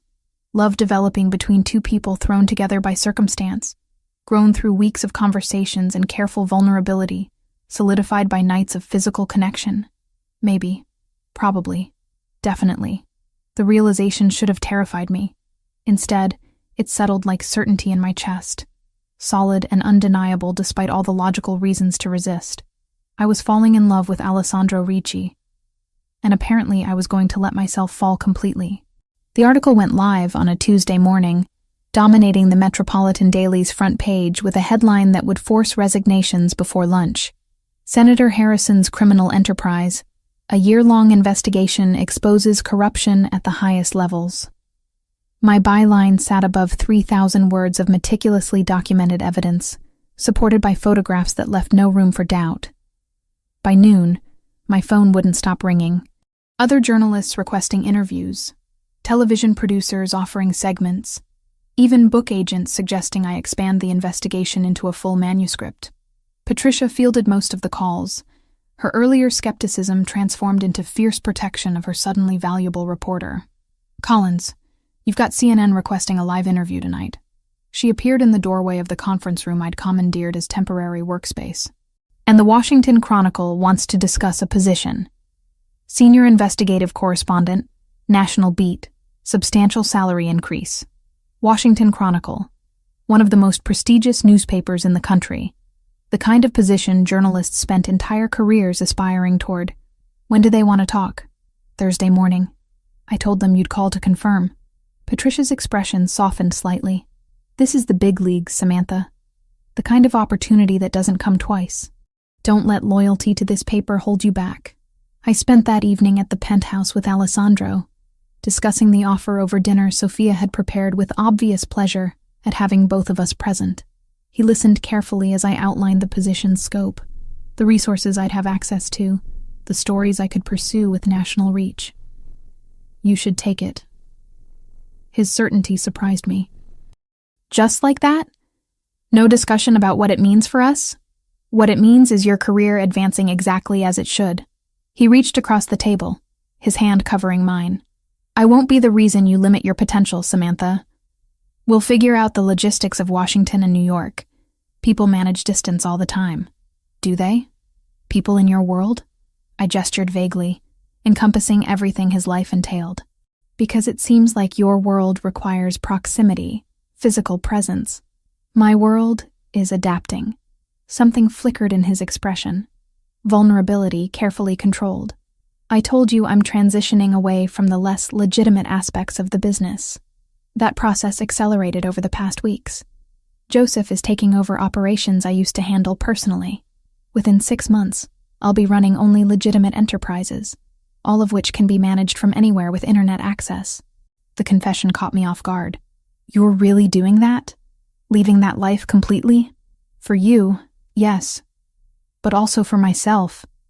He stood, moving around the table to pull me to my feet. I've spent 8 years building an empire based on control and fear and strategic violence. Maybe it's time to build something different.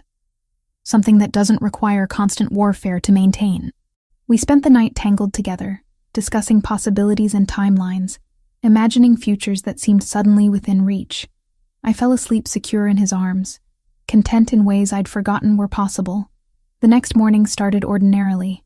Alessandro left early for a meeting, kissing me goodbye with promises to return for lunch. I worked on follow-up articles Patricia had requested, fielding interview requests, enjoying the validation of professional recognition. Sophia brought coffee and pastries, commenting on how nice it was to see the penthouse filled with life again. I was reviewing notes for the Washington Chronicle call when my phone rang with a number I didn't recognize. Miss Collins? The voice was male, accent suggesting origin south of the border. You've caused my associates considerable trouble with your article. Ice flooded my veins. Who is this? Someone who believes in consequences. Someone who thinks Alessandro Ricci should understand what it costs to destroy other people's livelihoods. A pause filled with menace. Walk out of the building in 5 minutes, alone. Get into the black sedan waiting at the corner. If you call anyone, if you alert security, people will die. Starting with the nice housekeeper currently humming in your kitchen. The phone went dead. My hands shook as I stared at the screen, mind racing through options that all led to terrible outcomes. Call Alessandro? But they were clearly watching somehow. Knew Sophia was here, probably had people positioned to make good on threats. Alert building security? Same problem, potentially more casualties. 5 minutes. I had 5 minutes to decide if I was walking into a trap or condemning others to violence because I'd chosen self-preservation. Sophia appeared in the doorway, still humming, completely unaware of danger. The sight of her decided everything. I couldn't risk her life on the chance that threats were empty. I grabbed my phone, shoving it in my pocket, and called out as casually as I could manage. Sophia, I'm running out for a quick meeting. I'll be back in a few hours. Shall I have lunch ready for when you return? That would be wonderful, thank you. The elevator ride down felt eternal. The lobby passed in a blur of normal people conducting normal business, unaware that I was walking toward something catastrophic. The black sedan sat exactly where promised, rear door already open. I got in before I could reconsider. 2 men occupied the front seats, neither turning to look at me as the car pulled smoothly into traffic. The interior smelled like leather and something metallic I didn't want to identify. My phone buzzed in my pocket, probably Alessandro calling, but I didn't dare answer with my captors this close. We drove for what felt like hours, but was probably closer to 45 minutes, ending in an industrial area I didn't recognize. Warehouses lined streets empty of pedestrian traffic, the kind of place where screaming would go unheard and unnoticed. They led me into one of the larger buildings, its interior stripped of equipment, leaving only bare concrete and shadows. 3 men waited inside, their expressions carrying the hardness of people for whom violence was merely practical. Miss Collins, the one who spoke, had been the voice on the phone. Thank you for being reasonable. Cooperation will make this much easier for everyone. What do you want? I kept my voice steady despite terror threatening to overwhelm me. Alessandro Ricci's empire. Or more specifically, his understanding that destroying ours comes with consequences.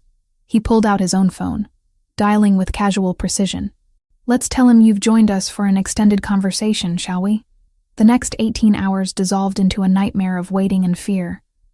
They didn't hurt me, didn't need to when psychological torture proved more effective.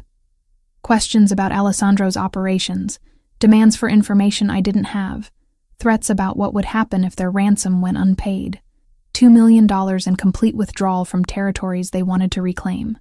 Deliver both within 24 hours or I'd disappear the same way other problems disappeared in their world. They allowed me to use the bathroom once, escorted by armed guards who made clear that escape wasn't possible. Fed me water and a sandwich at some point, though I couldn't force more than a few bites past the nausea clenching my stomach. Let me hear Alessandro's voice on speakerphone when they called with their demands. His tone so controlled it scared me more than open rage would have. Don't hurt her. His words emerged precise, measured, containing fury beneath careful control. Whatever you want, we'll negotiate. Just don't hurt her. 48 hours, Ricci. Then we see how much your new girlfriend is really worth to you. The call ended, leaving me alone with my captors and growing terror that this was how I'd die. Not from Ryan's fists or Victor Castillo's assassins, but from 3 men angry about a story I'd written, taking revenge on the person Alessandro cared about because hurting him directly proved impossible. I thought about Julia, about Alessandro finding his sister 3 hours too late, carrying that guilt for 8 years, about how finding me dead would destroy whatever progress he'd made toward healing. The cruelty of history repeating felt almost unbearable, but history didn't repeat. Not this time. The door burst open with violence that made me scream, but the face that appeared belonged to Joseph, his expression carrying deadly purpose.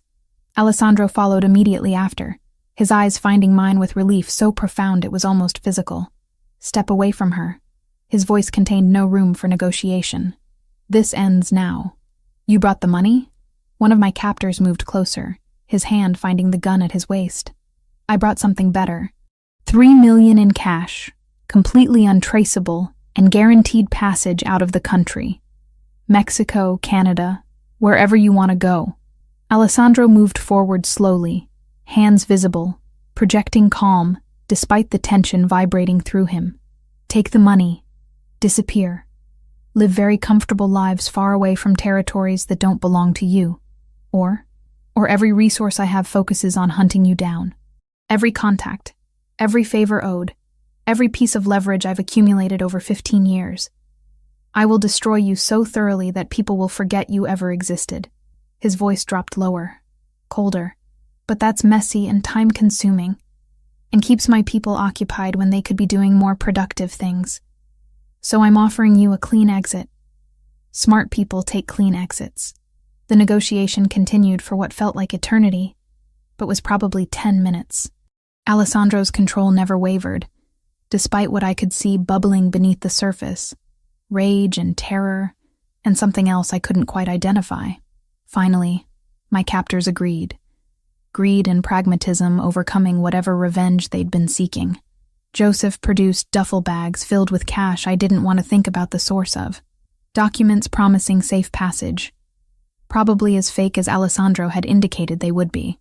The exchange happened quickly, professionally, as if hostage negotiations were merely business transactions to be conducted with appropriate efficiency.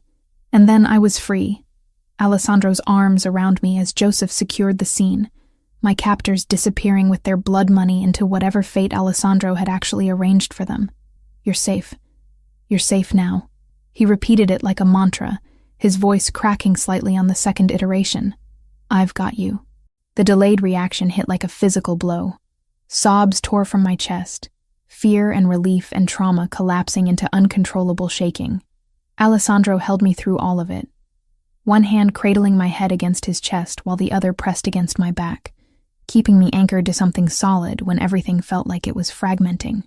We stayed like that until the sobs subsided into hiccuping breaths, until Joseph's quiet, "We need to leave," penetrated the fog surrounding my thoughts.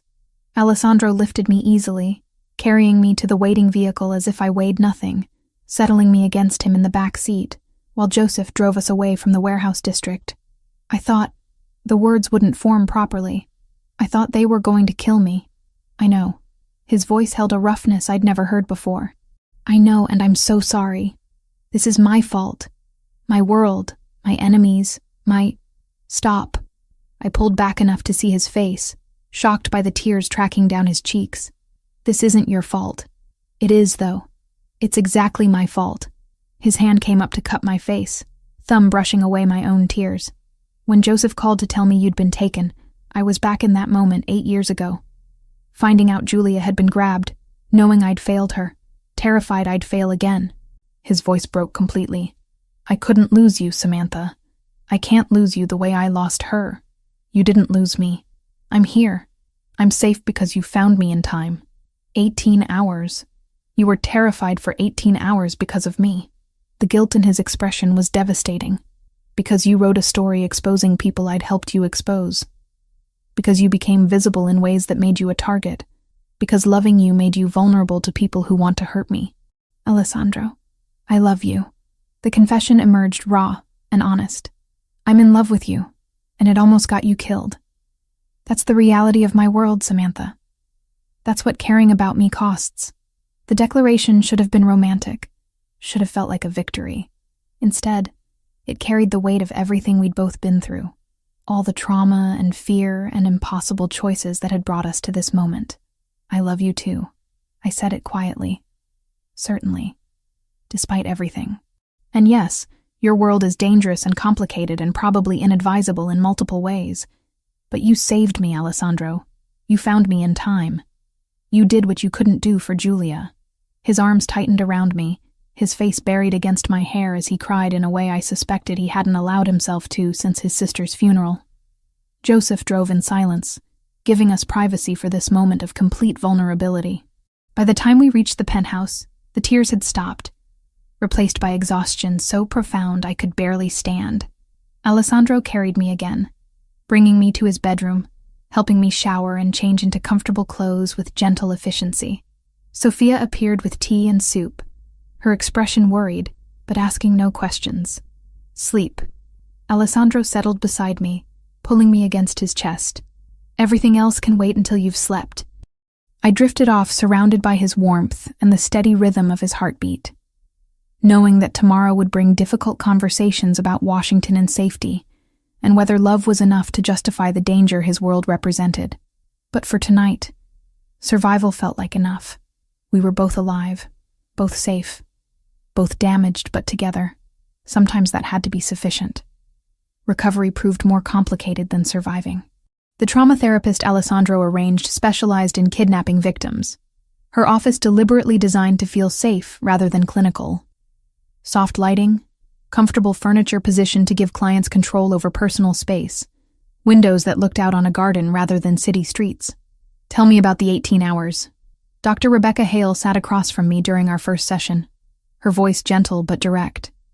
Not the facts, but what you felt, what you experienced internally. I'd tried describing it. The suffocating helplessness of being completely powerless. The way time stretched and compressed simultaneously, minutes feeling like hours while hours vanished into terrified haze. The certainty that I would die, that Alessandro would find me too late, that history would repeat itself in the cruelest possible way. I kept thinking about his sister.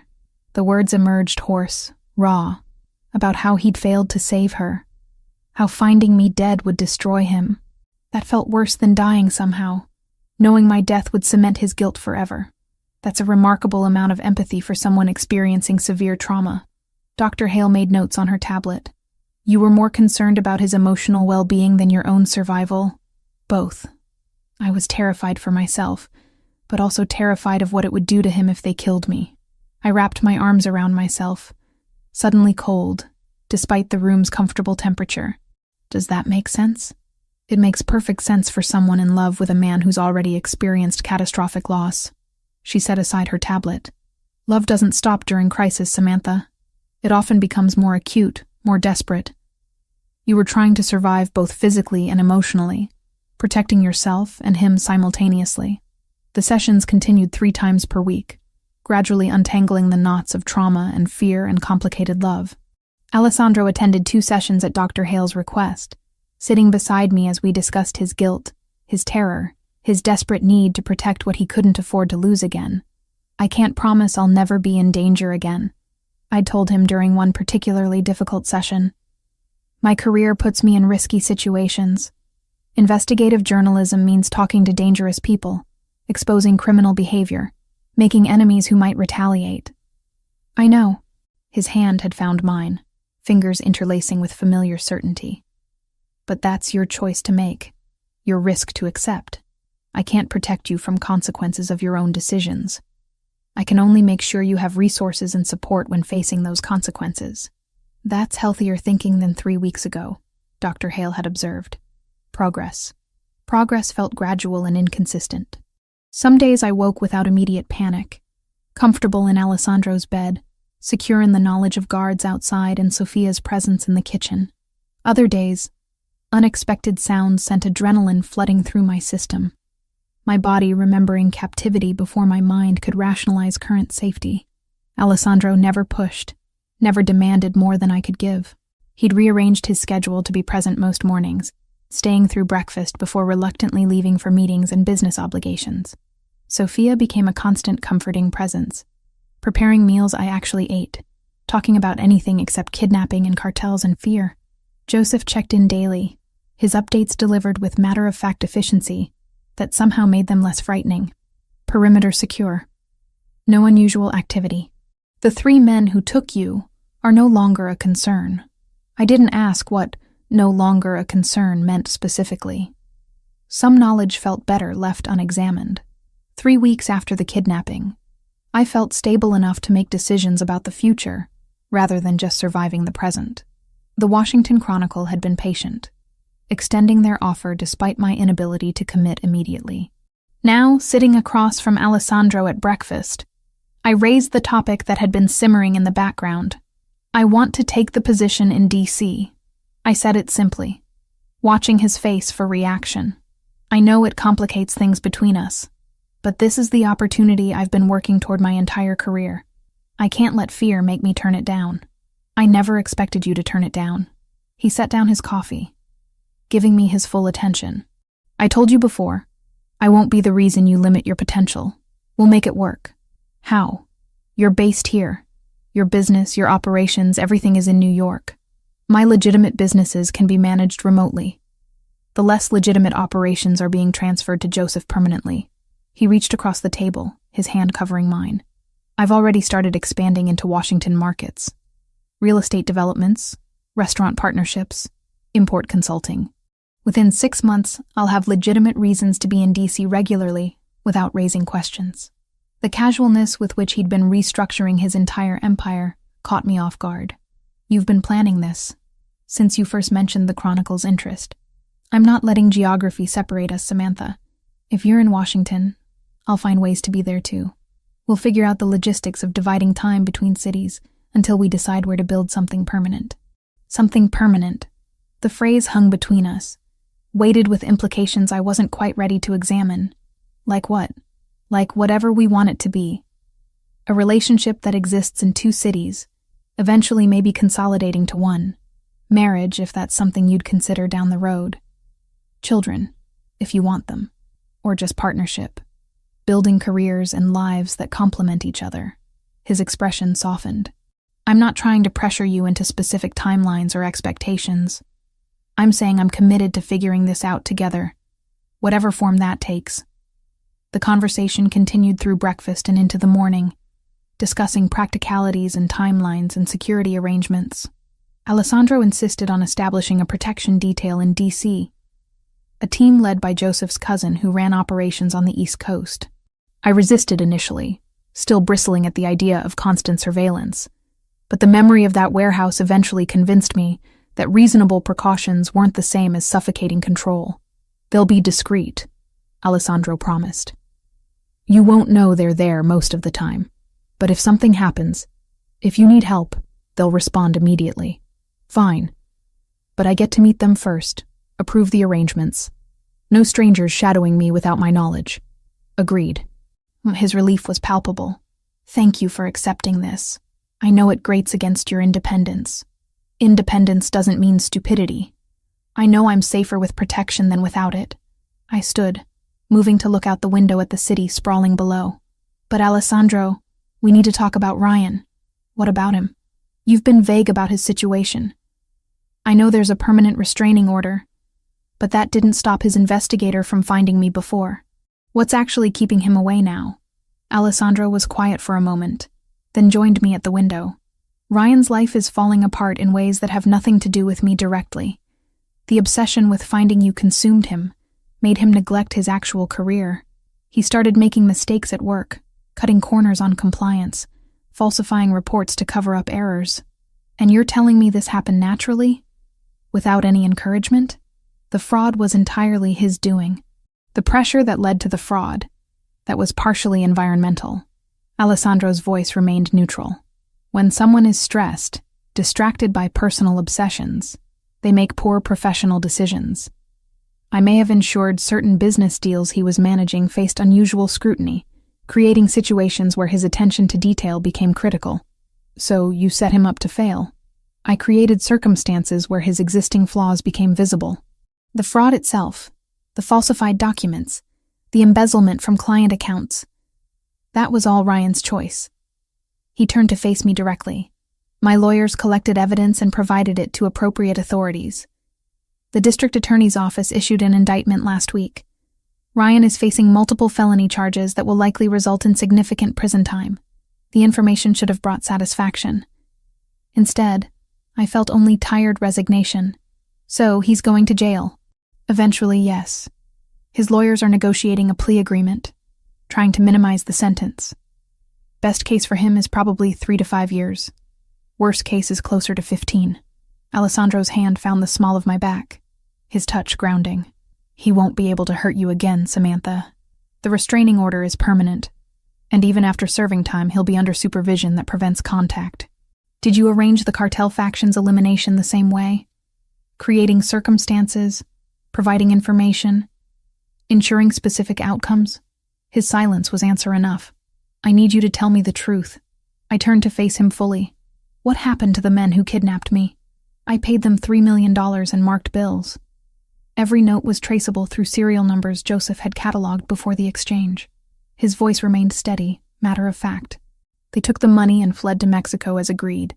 Once they crossed the border, I contacted an organization that owed me favors, provided their location, their vehicle description, everything needed to intercept them. And then those men ceased to be a problem for anyone. The Brazilian organization I contracted handled it with efficiency I've come to expect from professionals. He watched my face carefully, gauging my reaction. I promised you I'd handle them. I did. Not personally, not with my own hands, but through channels that achieved the same result. I should have been horrified. Should have recognized this as exactly the kind of calculated violence that made Alessandro's world incompatible with mine. Instead, I felt only a cold pragmatism I hadn't known I possessed. They would have killed me if you'd paid them and let them go free. Probably, eventually. Or sold information about you to others who might want leverage against me. His hand cupped my face, thumb tracing my cheekbone. I won't apologize for eliminating threats to your safety, Samantha. I won't pretend to be civilized when it comes to protecting people I love. I'm not asking you to apologize. I'm asking you to be honest about what protection means in your world. I leaned into his touch, accepting the comfort despite its complicated source. And I'm telling you that I understand. That I'm choosing you anyway, knowing what that choice means. Even knowing I arranged for 3 men to die, even knowing that, the certainty in my voice surprised me. They kidnapped me, terrorized me, would have killed me without hesitation. I'm supposed to feel guilty that they're dead? I don't. I feel relieved. Alessandro pulled me close, his arms wrapping around me with careful strength. You're more pragmatic than I gave you credit for. I've learned from experience. Sometimes survival requires compromising ideals for reality. I pressed my face against his chest, listening to his heartbeat. But I need you to promise me something. Anything. No more secrets about my safety. If there are threats, if you're taking action, I want to know. Not after the fact, not when it's convenient. I want to be informed and included in decisions about my own security. Done.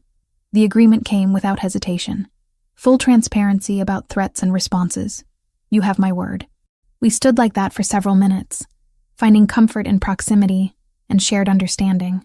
Eventually, Sophia appeared with fresh coffee and a gentle reminder that I had a call scheduled with the Washington Chronicle to finalize details of my new position. The conversation with my new editor lasted an hour, discussing start dates and assignments and expectations. They wanted me in DC within 3 weeks, enough time to find housing and relocate. The salary they offered was substantial, nearly double what I'd been making at the Metropolitan Daily. The resources at my disposal for investigations would be equally impressive. "This is happening," I told Alessandro after ending the call. "I'm really doing this. You're really doing this." His pride was evident. "When do you want to start looking at apartments? Next week, maybe? Give me time to finish recovery sessions with Dr. Hale, pack up my things from storage." I pulled up real estate listings on my laptop. The Chronicle offered relocation assistance, but most of what I'm seeing is either tiny or prohibitively expensive. "Let me help with that." He moved behind me, looking over my shoulder at listings. "Not pay for it," he added quickly before I could protest. "But I have contacts in DC real estate, people who can find properties that don't make it to public listings. Better deals, better locations, better security, as long as we're clear that I'm paying my own rent." "Absolutely. Though I reserve the right to occasionally stay over when business brings me to Washington.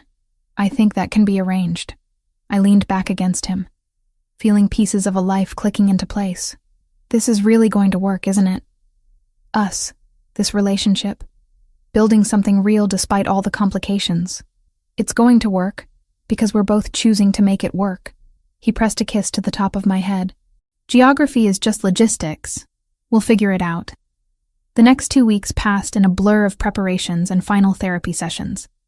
Dr. Hale declared me stable enough to transition to remote sessions, though she recommended continuing weekly video calls for at least 3 months. I packed the belongings I'd accumulated during my time at the penthouse, sorting through clothes and books and research materials that had become familiar. Sophia cried when I said goodbye, hugging me with fierce affection. "You take care of him, yes? He's been different since meeting you. More human, more happy. I'll take care of him. You take care of yourself." Joseph drove me to Washington on a crisp November afternoon, Alessandro following in his own car with boxes that wouldn't fit in the SUV. The apartment his contacts had found exceeded expectations. A 2-bedroom space in a secure building with parking and natural light and room to actually work comfortably. This is perfect.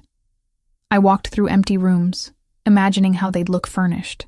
"How did you find this?" "Connections." Joseph smiled slightly. "Mr. Ricci wanted you to have options. There are 3 other properties if you prefer different neighborhoods, but this one felt right. Close enough to the Chronicle's offices for easy commute, far enough from tourist areas to maintain privacy. Security that was thorough without being oppressive. A neighborhood with coffee shops and restaurants and bookstores. The infrastructure of normal life I'd been craving. Alessandro arrived with my boxes and his own contribution. A desk and chair he'd ordered specifically for my home office setup. We spent the evening unpacking and arranging furniture, creating a space that felt like mine, while acknowledging his presence in my life. "When will you be back?" I asked as we collapsed onto the couch we'd spent an hour positioning. "Friday. I have meetings in DC Thursday that will run late, so I'll just stay through the weekend." His arm draped across my shoulders, pulling me close, then probably every other week for the next few months. "The expansion here is aggressive enough to justify regular presence. You're really restructuring your entire empire for this. I'm restructuring my life for you. The empire just has to adapt." He kissed me softly. "Worth it, by the way. In case you were wondering." I fell asleep that night in my new apartment, in my new city, starting my new career, with Alessandro beside me, and the future feeling more solid than it had in months. The trauma of kidnapping still lingered, would probably always linger in some form. Ryan still existed somewhere, facing consequences, but not erased from existence. The complications of loving someone from Alessandro's world remained present, would always remain present. But I was choosing this, choosing him, choosing a life that balanced danger with passion, independence with partnership, idealism with pragmatic reality. Sometimes that choice felt like surrender to circumstances beyond my control. Most of the time, it felt like the first genuinely free decision I'd made in years. 4 months in Washington transformed me in ways I hadn't anticipated. The work consumed me in the best possible sense. Investigations that spanned multiple states, Stories that actually changed policy rather than just documenting problems. My editor valued my instincts enough to give me autonomy most reporters spent decades earning, trusting me to pursue leads that other journalists dismissed as too complicated or dangerous. The series I'd written about government corruption and federal contracting won a regional journalism award in February. By March, I was being nominated for national recognition that would have seemed impossible a year ago. My name appeared on mastheads and conference speaker lists, establishing credibility I'd fought my entire career to achieve. Alessandro kept his promise about regular visits. Every other weekend, one of us would travel to the other's city, falling into rhythms that felt increasingly natural despite the geographic distance. He'd appear at my DC apartment Friday evenings, bringing takeout from restaurants I'd mentioned wanting to try, settling into my space like he belonged there. Alternatively, I'd take the train to New York, where Sophia would greet me with genuine delight and dinners that probably violated several health guidelines regarding butter and cream ratios. "You look happy," she'd observed during one visit, watching Alessandro and me work side by side in his home office, our laptops occupying opposite ends of his desk. "Both of you. It's good to see." The transition in Alessandro's business operations progressed faster than he'd initially projected. Joseph had proven more than capable of managing the complex networks Alessandro had spent years building, handling situations with efficiency that freed Alessandro to focus on legitimate enterprises. By late March, Alessandro's involvement in anything remotely illegal had reduced to occasional consultation, advice given to Joseph, who then made independent decisions about implementation. "It's strange," he'd admitted one night in DC, lying in my bed with city lights painting patterns across the ceiling. 15 years building an empire through strategic violence and careful control. And now I'm just another businessman managing real estate portfolios and restaurant partnerships. "Do you miss it?" I'd traced idle patterns across his chest, my head pillowed on his shoulder. "Sometimes I miss the certainty, the clear rules about power and consequences. But mostly I feel relieved." His arm had tightened around me. I spent years being the person my father trained me to be, the person circumstances demanded.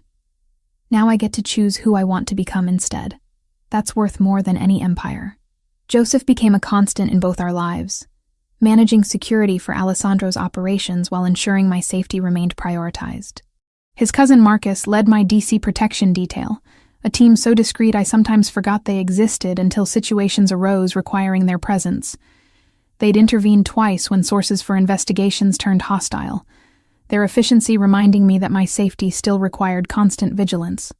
"Marcus called this morning," Joseph had told Alessandro during one of my New York visits. "2 attempts to breach the perimeter at Miss Collins's building last week, both handled quietly, neither requiring escalation." "Attempts by whom?" I'd asked, immediately alert. "Competitors trying to intimidate you away from the defense contractor investigation." Marcus made it clear that approach wouldn't be productive. Joseph's expression had remained professionally neutral. "They've ceased contact." The investigation Joseph referenced became my most significant work yet, exposing systematic fraud in military supply contracts worth hundreds of millions. The story ran in April, generating congressional hearings and criminal referrals. My editor promoted me to senior correspondent, citing my ability to handle complex investigations while maintaining personal safety, a skill set apparently rare enough to warrant recognition. "Associate editor position is opening up in 6 months," Patricia had told me during a video call. "If you're interested, I'm recommending you for consideration. You've earned it, Collins." Associate editor. 2 years ago, I'd been serving tables and begging for bylines on community interest pieces. Now I was being groomed for editorial leadership at one of the country's most respected newspapers.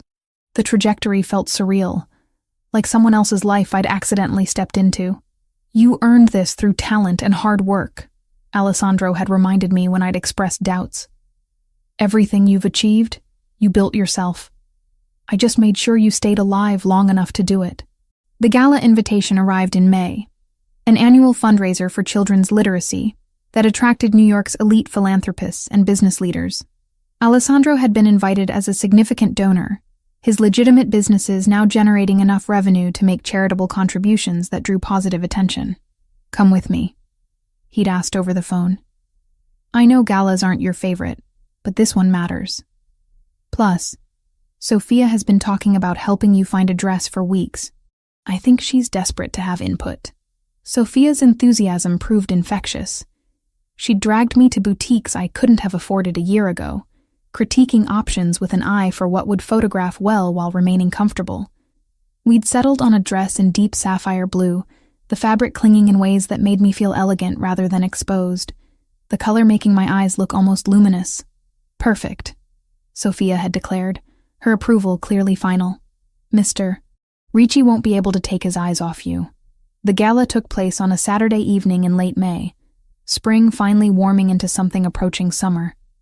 The venue was a hotel ballroom I'd written about once for an architecture feature, all soaring ceilings and crystal chandeliers, and the kind of understated luxury that cost more than it appeared. Alessandro met me in the lobby, his expression when he saw me worth every moment of Sophia's determined shopping expedition. "You're stunning." He'd pulled me close, his kiss careful not to disturb the makeup I'd actually bothered applying. Absolutely stunning. The evening passed in a blur of introductions and small talk, Alessandro navigating social circles with the same strategic precision he'd once applied to criminal enterprises. People sought him out, business leaders and politicians and philanthropists, all eager to discuss potential partnerships or investment opportunities. His transformation from feared crime boss to respected entrepreneur seemed complete, at least in public perception. "You're good at this," I'd murmured during a quiet moment between conversations. "The networking, the socializing. You make it look effortless. Years of practice reading people and identifying leverage points. The skills transfer surprisingly well to legitimate business." His hand had found the small of my back, that familiar touch grounding me in the crowd. "Though I'd rather be home with you, eating takeout and arguing about which streaming service has better content." Around 10 o'clock, the formal program concluded, speeches about literacy and education giving way to music and dancing. Alessandro led me onto the floor, pulling me close as music swelled around us. Other couples creating a buffer of privacy despite the public setting. "I need to tell you something," he'd said quietly, his lips near my ear. "Something I've been planning for weeks." That sounds ominous. Not ominous. Terrifying, maybe, but hopefully in a good way. He'd pulled back slightly, his expression carrying vulnerability I'd learned to recognize. "I love you, Samantha. I'm in love with you in ways I didn't think I was capable of anymore. You've changed everything about how I see the world, about what I want from life." My heart had started pounding, sensing what was coming. "Alessandro, let me finish before I lose my nerve." He'd smiled slightly. 4 months ago, you moved to Washington to build the career you'd been working toward your entire life. I told you we'd make the distance work, that I'd find ways to be present without limiting your potential. I meant that, but I also want more." He'd stepped back then, his hand reaching into his jacket pocket to withdraw a small velvet box. Around us, I'd become aware of people noticing, conversations quieting as attention shifted to us. Alessandro had dropped to one knee with fluid grace, opening the box to reveal a diamond ring that caught light and threw it back in brilliant fragments. "I'm asking you to marry me. Not today, not next month, but eventually, when you're ready. I'm asking you to build a life with me, to take the partnership we've created and make it permanent." His voice had carried clearly despite speaking to me alone. "And I'm promising you that within 1 year, I'll have completely severed all connections to anything illegal. Every operation transferred, every tie cut, nothing remaining except legitimate businesses that you never have to feel conflicted about." The ballroom had gone silent, everyone watching this moment of public vulnerability, from a man known for careful control. I'd been aware of cameras, of witnesses, of the fact that this proposal would probably appear in society pages and gossip columns. None of that had mattered compared to Alessandro's face, hope, and fear and love written clearly for anyone to see. Yes, the word had emerged without hesitation, certainty flowing through me. Yes, I'll marry you. Yes to partnership and permanence and building something real together. He'd stood, sliding the ring onto my finger with hands that trembled slightly, then kissed me with intensity that made me forget we had an audience. Applause had erupted around us, genuine and enthusiastic, celebrating a moment that probably seemed like simple romance to people who didn't understand everything it represented. The rest of the evening had passed in congratulations and champagne, well-wishers offering blessings for our future. I'd caught Joseph watching from the security perimeter, his expression carrying approval, and something that might have been relief. Even Sophia had appeared briefly, having somehow learned about the proposal, her eyes wet with happy tears as she'd hugged us both. 10 months later, I stood in the rural properties garden, watching preparations for the small wedding we'd planned. November had arrived with crisp air and trees painted gold and orange. The landscape transformed from when I'd lived here in frightened isolation. Now it felt like reclamation, taking a place associated with fear and filling it with celebration instead. "The caterers just arrived," Sophia called from the house, her organizational skills deployed in service of creating the perfect intimate ceremony. "And the florist needs to know where you want the arrangements positioned." "I'll handle it," Alessandro said, appearing beside me with coffee and a kiss. "You're supposed to be relaxing." I'm too excited to relax. The ring on my finger caught morning light, the symbol of promises kept and futures chosen. Can you believe this is actually happening? After everything we've been through? Yes, absolutely. He'd wrapped his arms around me from behind, his chin resting on my shoulder as we looked out at the garden together. "You ran into my office terrified and desperate, and somehow we ended up here, building a life neither of us planned, but both of us chose." The year since his proposal had brought changes that fulfilled every promise he'd made. Alessandro now operated exclusively legitimate businesses. His criminal empire transferred completely to Joseph's management, with clear separation maintained between their operations. Auditors had verified the legitimacy of Alessandro's current enterprises, his taxes paid properly, his business practices scrutinized and approved by authorities who'd once considered him a target for investigation. My own career had continued its upward trajectory. The associate editor position had materialized as promised, my promotion announced in August, with responsibilities that included mentoring junior reporters and shaping investigative coverage. The work satisfied me in ways I'd never quite achieved as a solo journalist, combining my instincts for stories with opportunities to help others develop their own capabilities. Ryan existed somewhere in the federal prison system, serving a 5-year sentence for fraud and stalking-related charges. His lawyers had negotiated the plea agreement Alessandro's team had structured, accepting consequences that effectively ended his previous life. I rarely thought about him anymore. That chapter closed so thoroughly it felt like it belonged to someone else's history. The cartel faction that had kidnapped me had been handled exactly as Alessandro promised, eliminated by Brazilian organizations he'd contracted for that specific purpose. Victor Castillo himself had fled North America entirely after the FBI raids, his operations dismantled beyond any possibility of reconstruction. The territories he'd fought for had been absorbed by other organizations, or legitimized through law enforcement intervention. The power vacuum filled without Alessandro's direct involvement. 20 guests, I said, reviewing the final count. That's all we need. People who matter, people who know the real story. Sophia insisted on cooking despite my offers to hire professional caterers. Something about wanting to feed people who are family. Alessandro smiled against my hair. "Joseph is serving as best man, as planned. Your editor is flying in from DC. Everyone who helped us survive is here to celebrate what we built from that survival." The ceremony took place in late afternoon. Golden light painting the garden as we exchanged vows I'd written myself, promising partnership and honesty and love that acknowledged complicated pasts while choosing better futures. Alessandro had cried during his vows, tears streaming unchecked as he'd promised to honor my independence while offering unwavering support, to protect without controlling, to love without consuming. Joseph had stood beside Alessandro with obvious pride. This man who'd been loyal through criminal enterprises now witnessing his boss become something healthier. Sophia had wept openly, her joy at seeing Alessandro genuinely happy evident to everyone present. Even Patricia had seemed moved, perhaps recognizing how far I'd traveled from the frightened reporter who'd once begged for meaningful assignments.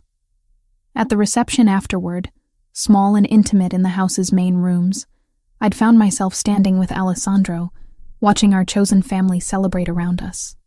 The trauma of everything we'd endured hadn't vanished, would probably never fully vanish. but it had transformed into something manageable. Scars rather than open wounds, history informing rather than controlling our present. I accepted protection from the most dangerous man I'd ever met. I'd said quietly, my hand finding Alessandro's, and discovered he was actually the person who'd free me completely, who'd help me become stronger and braver and more myself than I'd ever been before. You freed yourself, Alessandro had corrected gently. You made choices that required more courage than most people possess. I just made sure you survived long enough to become who you were always meant to be. Then we freed each other. I'd kissed him softly, tasting champagne and promise. That sounds about right. The evening had dissolved into music and laughter, toasts offered by people who knew our real story and celebrated anyway. Sophia's food proved as spectacular as promised, courses appearing with perfect timing, despite her claims of casual preparation. Joseph had given a speech about loyalty and transformation that probably revealed more than he'd intended about his own journey alongside Alessandro's. Later, lying in bed in the master suite with my husband beside me, I'd reflected on everything that had brought us to this moment. Running into that office 9 months ago, terrified and desperate, had been either the worst decision or the best decision of my life, depending on perspective. From one angle, it had pulled me into a world of violence and danger I'd never have encountered otherwise. From another, it had introduced me to partnership and love that transcended anything I'd imagined possible. What are you thinking? Alessandro had asked, his voice drowsy with exhaustion and contentment. That I'm grateful for everything, even the scary parts, because all of it led here. Here being married to a former crime boss with an inconvenient past and a tendency toward overprotective behavior. Here being married to the man I love, who kept every promise he ever made, who transformed his entire life because he believed our future was worth more than his past. I'd curled closer, fitting against him with familiar ease. That's not inconvenient. That's extraordinary. He'd kissed my forehead, his arms tightening around me. We're going to have a good life, Samantha. Built on honesty and choice and love that survives complications. We already do, I'd whispered, sleep pulling me under. We already do. And in that moment, secure in his arms with our future stretching bright before us, I'd believed it completely.